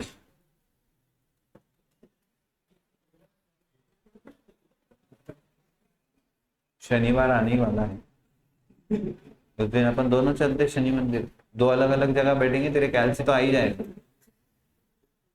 कमाल है यार, इतने दिन से तूने कैल्सी भी नहीं लिया अभी तक। दुकान पे रखा होगा ना, वहां तो भी काम आ जाएगा सर, मेरे को तो कोई यूज नहीं आ रहा। 5 into 9 M plus, 7 into 2 M plus, 9 into 1 M plus. एक मिनट, एमआरसी को डिवाइड करना पड़ेगा किससे, 5 plus 8 plus 9 plus 2 plus 1। X bar का फॉर्मूला तो याद है, 5 और 8 13 9 22 2 24 और 1 25 डिवाइड बाय 25। बोलो एक्स बार कितना आ गया, 3.88। ये भूल ना जाओ, इसके लिए लिख के रख देना, अच्छा रहेगा। अरे हाँ, अब 1 मिनट मेरे पास सभी लोग ध्यान देंगे। अब क्या करना है, हर एक्स में से एक्स बार माइनस करना है। फॉर्मूला बोलो एक साथ, फ्रीक्वेंसी डिस्ट्रीब्यूशन के लिए mean deviation is equal to summation of f into mod of x minus x bar upon, क्या ये कैपिटल एन 25 है, हाँ ये भी लिख के रख देना चाहिए। अब क्या करना है, हर एक्स में से 3.88 माइनस करेंगे, निगेटिव आएगा तो भी पॉजिटिव लेंगे, पॉजिटिव आएगा तो पॉजिटिव ही लेंगे, उसको उसकी फ्रीक्वेंसी से मल्टीप्लाई करेंगे और फिर एम प्लस, और फिर एमआरसी को डिवाइड करेंगे 25 से। कौन आ जाएगा, आ जाएगा, बस कोई तो आएगा आ जाएगा, वो आएगा मीन डेविएशन अबाउट मीन। बोलो हाँ, ऑन 1 माइनस 3.88 इंटू 5, क्या निगेटिव आ रहा है, हाँ तो एम माइनस दबा दो, ऑटोमेटिक वो पॉजिटिव हो जाएगा। 3 minus 3.88 into 8 m minus, 5 minus 3.88 into 9 M plus, 7 minus 3.88 into 2 M plus, and 9 minus 3.88 into 1 M plus. MRC कितना आ रहा, 42.88 डिवाइडेड बाय 25 कितना आया, 1.7152। ये कौन आ गया, ये आया मीन डेविएशन अबाउट मीन। इसको समझा, कैल्सी पे कैसे कर रहे समझ में आया, खुद से करते आएगा। हाँ सर हम सोच सोच के कर लेंगे ऐसा धीरे धीरे। तो 4 घंटे में लिखना आप पेपर, हाथ तोड़ के जाना तो टाइम मिल जाता है आपको एक्स्ट्रा। ऐसा ही कैसे, ऐसा कुछ नहीं, ये समझा, पक्का बोलो हाँ। अब इसका कोएफिशिएंट ढूंढना है, वो कैसे आएगा बताओ। तो मीन डेविएशन अबाउट मीन जो आया है इसको डिवाइड करो मीन से, तो डिवाइड बाय 3.88 और परसेंट दबा दो, यानी इंटू 100 हो रहा है, तो इसका कोएफिशिएंट कितना आ गया 44.21, 206 आ रहा है तो 21 कर दीजिए, चलेगा। ये लो चेक करो, पहले आ गया आपका 3.88 मीन, फिर आ गया आपका 1.72 मीन डेविएशन अबाउट मीन, और फिर आ गया आपका 44.33 कोएफिशिएंट ऑफ मीन। 44.21 आया हमारा, इनका 0.33 आ रहा है, इन्होंने ये राउंड ऑफ करके लिया है ना, इसलिए हमने राउंड ऑफ नहीं किया था, इसे थोड़ा माइनर फर्क आ सकता है। एग्जाम में ज्यादा चिकित्सक नहीं करना कि मेरा आंसर 44.21 आया, इन्होंने 44.33 दिया है, नन ऑफ दिस भी दिया है, यस नेक्स्ट अटेम्प्ट नहीं चलेगा ऐसा। तो इतना क्लोज है तो आपको आंसर टिक करना है, ठीक है, राउंडिंग ऑफ डिफरेंस हो जाता है कभी। आइए अब मुझे आपसे एक्सपेक्टेशन है कि आप ये सॉल्व करके दिखाओ। तो सर ऑब्वियसली पहले तो क्या निकालना पड़ेगा, मिड वैल्यूज। अच्छा किसका ढूंढना है, अबाउट मीडियन, तो फिर एक्स लगेगा क्या, नहीं, एक काम करते हैं, about mean median and mode, तीनों के लिए ढूंढो आप, 1 2 3 एंड योर टाइम स्टार्ट। मैं करोगे आप करोगे, paste mean deviation about mean ढूंढो पहले, फिर कोएफिशिएंट भी ढूंढो उसका। तो एक्चुअल क्वेश्चन कोएफिशिएंट का पूछा है उन्होंने, तो find coefficient of mean deviation about mean, about median and about mode.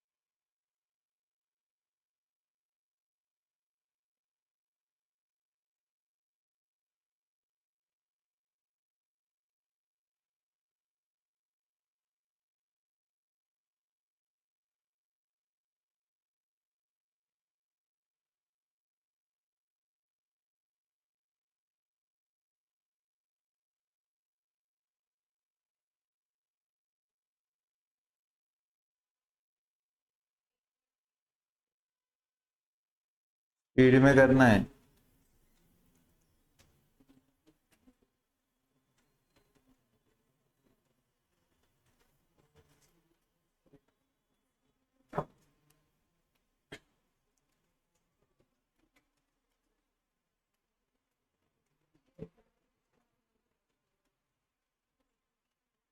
पहले दिमाग में स्टेप सोचो और फिर करो, कैलसी पे डायरेक्ट करते हैं आना चाहिए।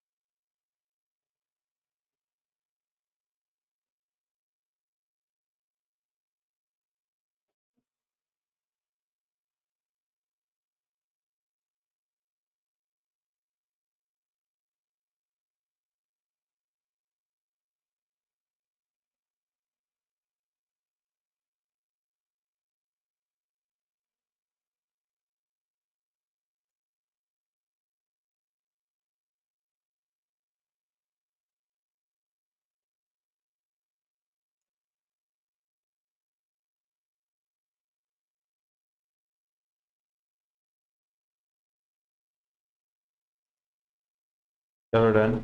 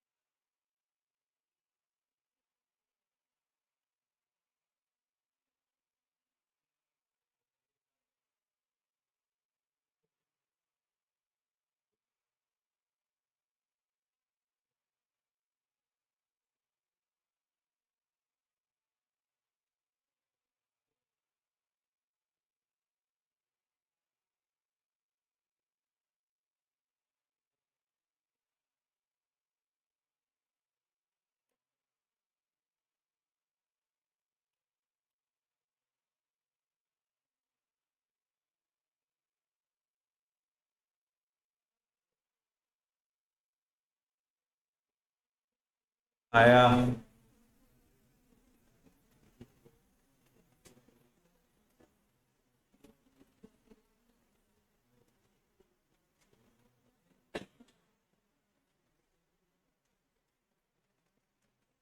तो फास्ट, बहुत ज्यादा टाइम ले रहे हो आप। मेरे हो गए तीनों कैलकुलेट कर।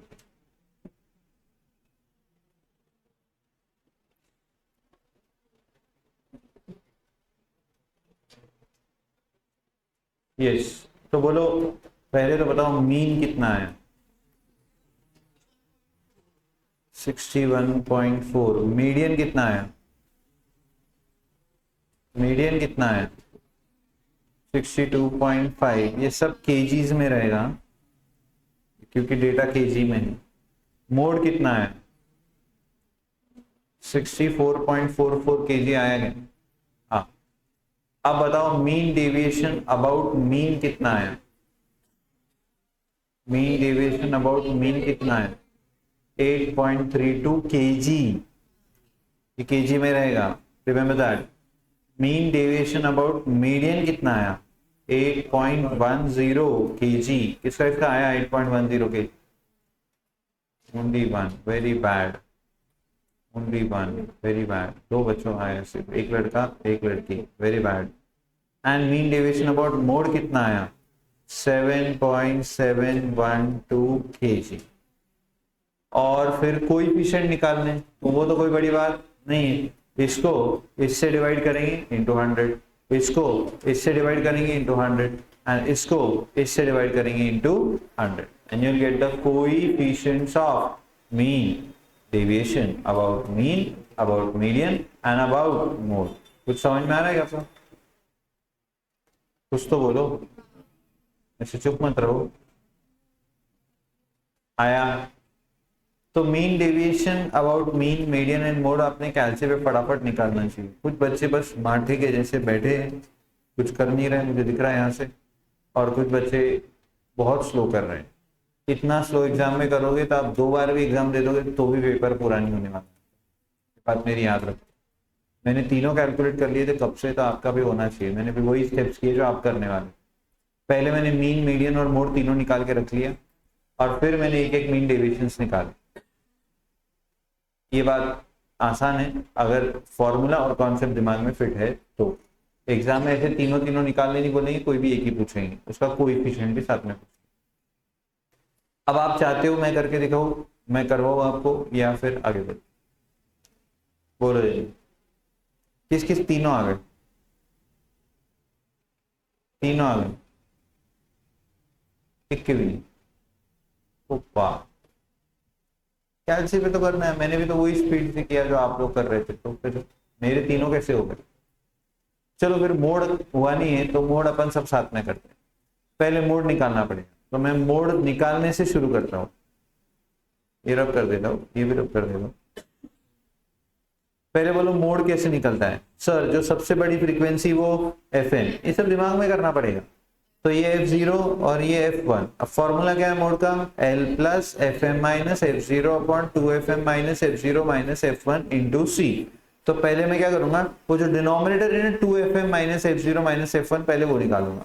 तो 2FM हो जाएगा 40, FM 20 है तो 2FM 40 minus F0 12 and minus F1 10, 18 को n प्लस करके रख देंगे। अब FM माइनस F0 तो 20 माइनस 12 8, इसको डिवाइड करेंगे MRC से, कर रहे हो क्या? इसको डिवाइड करेंगे MRC से, इस इक्वल टू पाएंगे ये आ गया FM minus F0 upon 2FM minus F0 minus FC minus F1।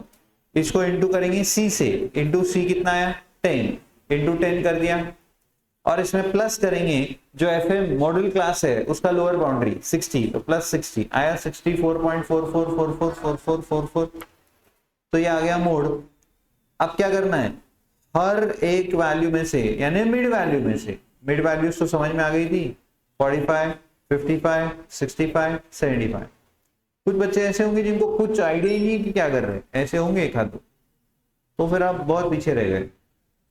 आपको पूछना पड़ेगा, फिर मेरे को नहीं मालूम कौन है वो, मालूम है पर बताऊंगा नहीं, तो आप बहुत पीछे रह गए। आपको पूछना पड़ेगा कि सर आपने कैसे सब किया, फिर से बताओ, स्टार्टिंग से बताओ, मिड वैल्यूज क्यों निकाली।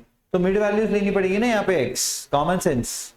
अब हर x में से x मोड माइनस करना है, तो करो 45 माइनस 64.44 इनटू उसकी फ्रीक्वेंसी से मल्टीप्लाई करना है 8। अब ये निगेटिव आ रहा है बट हमें क्या लेना है, एब्सोल्यूट, तो m माइनस दबा देंगे तो निगेटिव भी क्या हो जाएगा, पॉजिटिव, यानी ऐड होगा। और नहीं तो पहले निगेटिव 155.52 आएगा, फिर वो प्लस माइनस वाला छोटा वाला बटन दबा दो तो उसकी निगेटिव साइन हट जाएगी, और फिर m प्लस दबा दो। समझ आ रहा है कि कुछ? सेकेंड वैल्यू 55 माइनस 64.44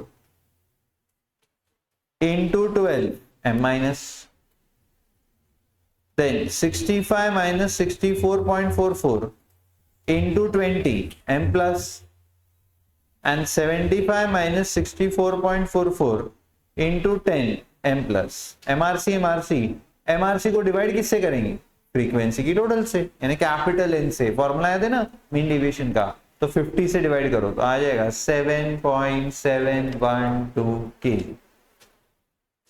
ऐसा स्पीड में आपको करना है तो कुछ मतलब नहीं, तो कोई मतलब नहीं। क्या मैं आगे बढ़ सकता हूं? किसको किसको लगता है कि सर हम बड़े ढीले हैं, सर ये होना चाहिए था सर 100 रिजॉइंट्स। और अगर आप हाथ ऊपर नहीं कर रहे हो तो आप ढीले तो हो ही, बट आप डरपोक भी हो, आप कबूल भी नहीं कर सकते कि आप में क्या खामी है। ये होना चाहिए था 100, कोई बड़ी बात नहीं थी। फॉर्मूला आपको याद है, फटाफट दिमाग में लाना था। अगली स्टेप पहले ही सोचना है, जब आप कुछ कर रहे हो उसकी अगली स्टेप आपके दिमाग में पहले से होना, तो आप फटाफट कर पाओगे। तो आपके दिमाग में पहले ही होना था मोड निकालने के लिए क्या लगेगा, मोड का formula FM F0 F1 L 60 और C लगेगा। फटाफट पहले डिनोमिनेटर निकाल लिया, मेमोरी में डाल दिया, न्यूमरेटर निकाला, डिवाइड बाय मेमोरी किया, इंटू C किया, प्लस L किया, आ गया मोड। हर ऑब्जर्वेशन में से मोड माइनस करते गए, उसको फ्रीक्वेंसी से मल्टीप्लाई किया, निगेटिव आया तो M+, पॉजिटिव आया तो M+, और MRC लिया, डिवाइड बाय 50 किया, आ गया मोड का मीन डेविएशन, खत्म।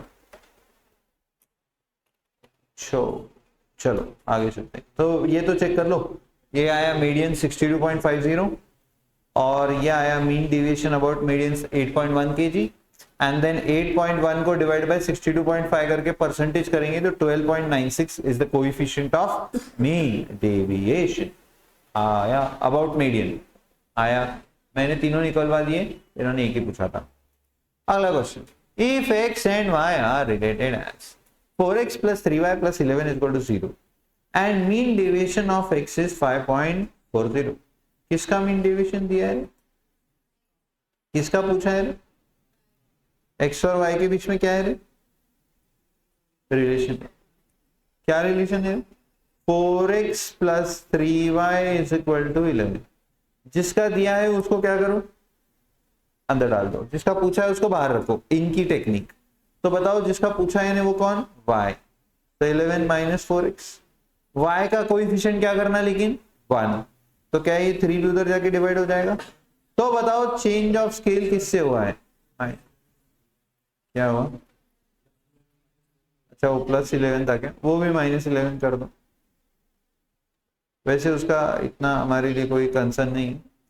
तो अब बताओ mean deviation of y is equal to mod of b into mean deviation of x। Mod of b कितना है 4 इंटू, तो क्या ये 7.2 आ रहा है, 5.4 divide by 3 into 4 is 7.2। Good, समझा क्या सर, हमको आप पे भरोसा नहीं है, तो ये लो यहाँ पे आंसर है हमारे पास, ये गया, ये आया, ये समझा, हाँ समझा।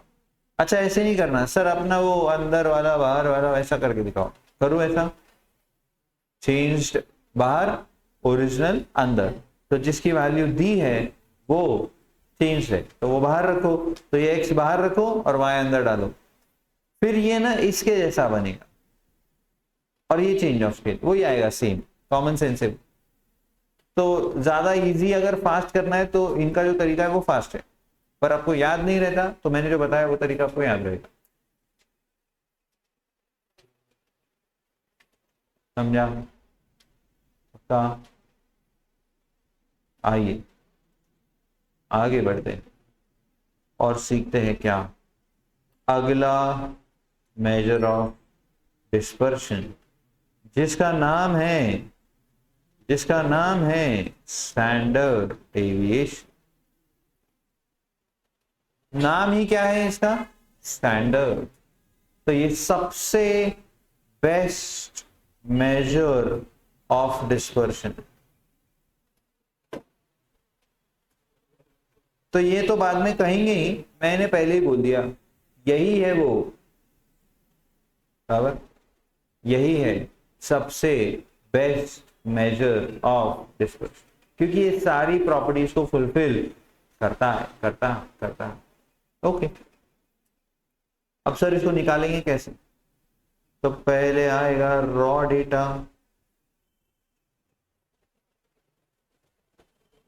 अब सुनो, क्या बोलना क्या, टाइम क्या हुआ, टाइम का 4 बज गए, किसके, घड़ी के, हमारे बजे क्या अभी तक नहीं, जब मैं रुकू तभी 4 बजे। तो स्टैंडर्ड डिविएशन कैसे निकलेगा रॉ डेटा के, वेरी सिंपल, 1 मिनट, सबसे बाहरी में का मेजर ऑफ सेंट्रल टेंडेंसी कौन सा, मीन। सबसे अच्छा सेंट्रल टेंडेंसी कौन सा, मीन। तो सबसे अच्छा डिस्पर्शन यानी डेविएशन अगर हमें चाहिए तो वो भी किससे निकालना चाहिए, जो सबसे अच्छा सेंट्रल टेंडेंसी है उससे ही डेविएशंस निकालो ना। तो सबसे अच्छा सेंट्रल टेंडेंसी है मीन, तो सबसे अच्छा डिस्पर्शन निकालने के लिए हम यूज करेंगे क्या, मीन। तो कौन सा डेविएशन मिल जाएगा, standard deviation. Sir mean deviation में भी हमने वही किया, पर मीन डेविएशन में क्या था कि देयर वर चॉइसेस, क्या आप मीडियन भी यूज कर सकते हो, मोड भी यूज कर सकते हो, बराबर है कि नहीं। बट स्टैंडर्ड डेविएशन हम सिर्फ और सिर्फ किससे निकालेंगे, मीन से। तो जब आप मीन से डेविएशंस निकालोगे वो हो जाएंगे स्टैंडर्ड, और वो बेस्ट होगा, वो सबसे अच्छा होगा, वो सबसे परफेक्ट मेजर ऑफ डिस्पर्शन आपको देगा। ओके, तो सर स्टैंडर्ड डेविएशन का फॉर्मूला बनाइए। तो सर अब जैसे कि पिछले फॉर्मूला में हम हर x यानी हर ऑब्जर्वेशन में से, रॉ डेटा है अभी, फ्रीक्वेंसी में x यानी मिड वैल्यूज, बस इतना ही फर्क है। तो हर x में से हम मीन बोले तो मीन, मीडियन बोले तो मीडियन, मोड बोले तो मोड माइनस कर रहे थे। यहां अब हम सिर्फ क्या माइनस करेंगे, मीन। तो इसमें मैंने डायरेक्ट a लिखा कि x बार लिखा, x बराबर। सर अब बहुत सारे ऑब्जर्वेशन रहेंगे तो हर एक का एक्स का मतलब हर एक को हमने x1 x2 x3 जो है हर एक का डेविएशन निकाला है उसके मीन से, उन सब डेटा के मीन से, तो उन सारे का सम लेना पड़ेगा। पर सर ये सम तो हमेशा क्या आता है? Zero. Sum of deviations taken from mean is always zero. तो सर ये तो स्टैंडर्ड डेविएशन जीरो आ जाएगा। तो क्या करना पड़ेगा सर? ये समेशन निगेटिव आए उसके पहले हमें इसे पॉजिटिव कर देना पड़ता। तो इसमें कुछ डेविएशंस निगेटिव है, कुछ डेविएशंस पॉजिटिव है, तो उसका सम जीरो होने से पहले हमें वो निगेटिव डेविएशंस को पॉजिटिव करना। सर भारी तरीका है, पिछले इसमें सीखा मॉड, पर वो तो सीख लिया ना। अब बेस्ट मेजर बनाना है तो कुछ चेंज करना पड़ेगा, क्योंकि मीन डिवीजन भी फ्लॉ वाला है। तो क्या करेंगे? दूसरा तरीका निगेटिव को पॉजिटिव करने का है, स्क्वायर करना। हम इसका स्क्वायर करेंगे तो पहले हर एक डेविएशन का स्क्वायर होगा, ताकि जो निगेटिव आ रहे थे वो क्या हो जाए और जो पॉजिटिव आ रहे थे वो क्या हो जाए, पॉजिटिव ही रहेंगे। और फिर इन डेविएशंस की हम क्या लेंगे? सम। बराबर है। अच्छा, अब ये सारे डेविएशंस हैं, अब ये सारे डेविएशंस हैं, तो सर मतलब जितने भी एक्स होंगे उन सब के डेविएशन हमने लिए, निगेटिव आ रहे थे इसलिए स्क्वायर किया और फिर लिया उनका टोटल। तो सर हमें तो इसका एवरेज लेना पड़ेगा ना, क्योंकि ये n नंबर ऑफ ऑब्जर्वेशंस के डेविएशंस की सम है, तो इसको क्या कर देंगे? Divide by n। लेकिन सर ये स्क्वायर तो आपने जबरदस्ती का लिया। मॉड एक बार ठीक था, आपने बस नेगेटिव को पॉजिटिव कर दिया, बट यहां तो आपने वैल्यूज को बढ़ा दिया ना, तो इसीलिए वापस क्या कर देंगे सर? वो जो स्क्वायर लिया था उसका इफेक्ट हटाने के लिए स्क्वायर रूट ले। आपको समझ में आ रहा है कि मैं क्या बोल रहा हूं? क्या मैंने फॉर्मूला कैसे डिराइव किया आपने देखा? ये देखो, सारे ऑब्जर्वेशंस, पूरा ध्यान सिर्फ स्क्रीन पर, जिनको पढ़ने में इच्छा है, सारे ऑब्जर्वेशंस यानी एक्स, हर ऑब्जर्वेशन में से उन सारे ऑब्जर्वेशंस का मीन माइनस करेंगे, तभी हर ऑब्जर्वेशन कितना डेविएट कर रहा है उसके मीन से पता चलेगा। अब सारे ऑब्जर्वेशंस के डेविएशन की हमें ले लेनी पड़ेगी सम, ताकि हम एक टोटल डेविएशन कितना है वो निकाल सके उस डेटा का। पर ये सम लेते तो जीरो आती, इसलिए क्या किया? निगेटिव डेविएशंस को पॉजिटिव करने के लिए पहले इन डेविएशंस के कर दिए स्क्वायर, तब तक सम नहीं लिया।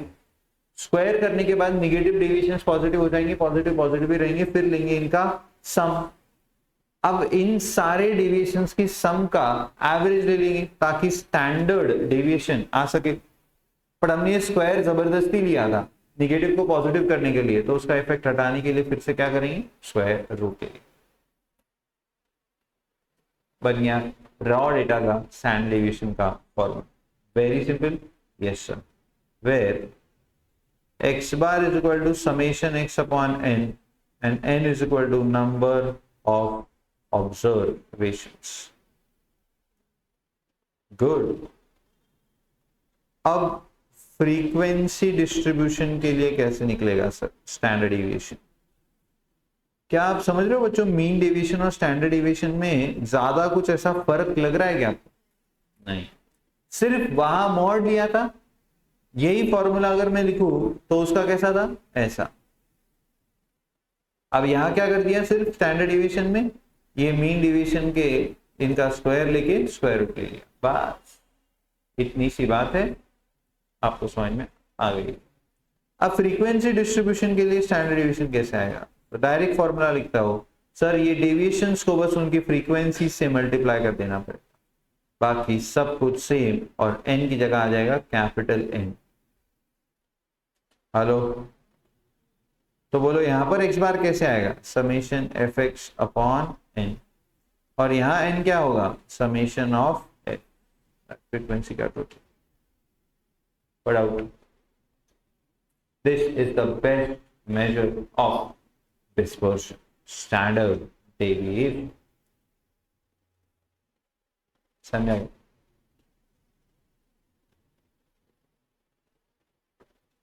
तो सर ये तो हो गया इसका एब्सोल्यूट मेजर। क्या इसका रिलेटिव मेजर भी है? हाँ, बस उसका नाम कोएफिशिएंट ऑफ स्टैंडर्ड डेविएशन नहीं है, उसका नाम है कोएफिशिएंट ऑफ वेरिएंस।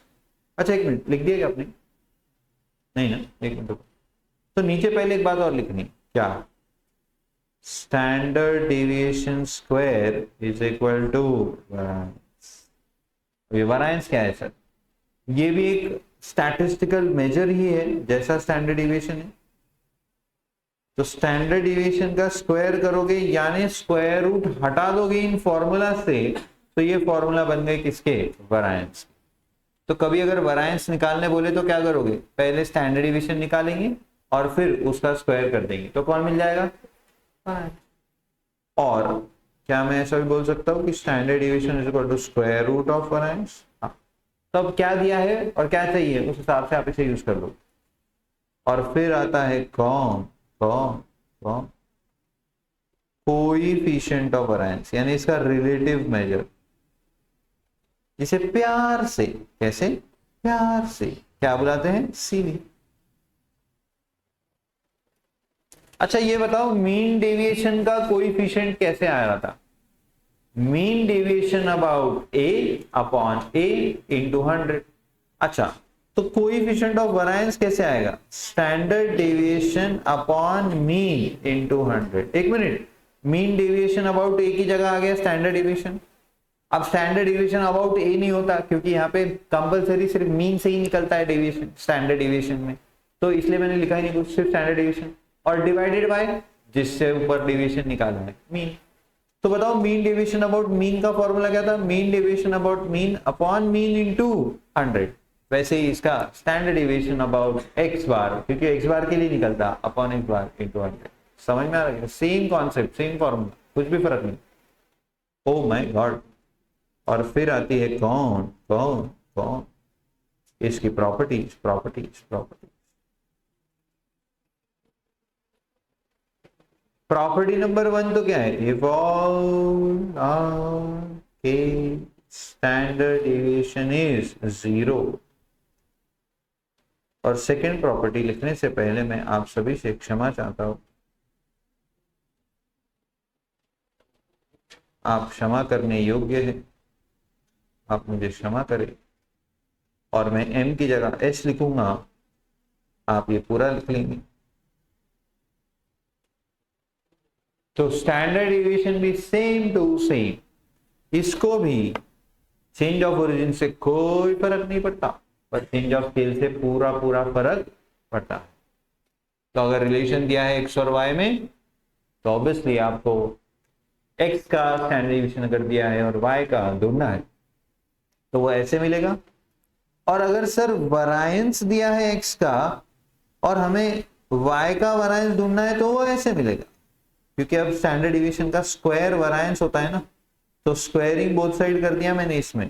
तो standard division y square is variance of y, b square हो जाएगा। अब b स्क्वायर को मॉड देने की जरूरत नहीं, because square of a number is always positive and standard division x का स्क्वायर इज वरायंस। तो अगर वरायंस देके वरायंस पूछा तो ये यूज करो, तो b का स्क्वायर यूज करना पड़ेगा, be careful for that. And अगर स्टैंडर्ड डिवीजन से स्टैंडर्ड डिवीजन पूछा तो मॉड ऑफ b यूज करो। कैसा लगा? लेकिन बात यहां खत्म होती कहां है, प्रॉपर्टी और एक केस, प्रॉपर्टी में लिख देता हूं, जिसे कहते हैं क्या, कंबाइंड स्टैंडर्ड डेविएशन।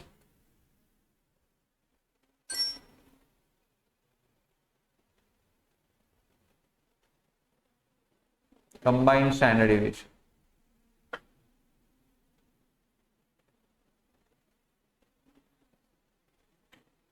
यहां तक पहुंच गए? चलो आगे। कंबाइंड स्टैंडर्ड डेविएशन यानी क्या, ये हम पढ़ेंगे कल।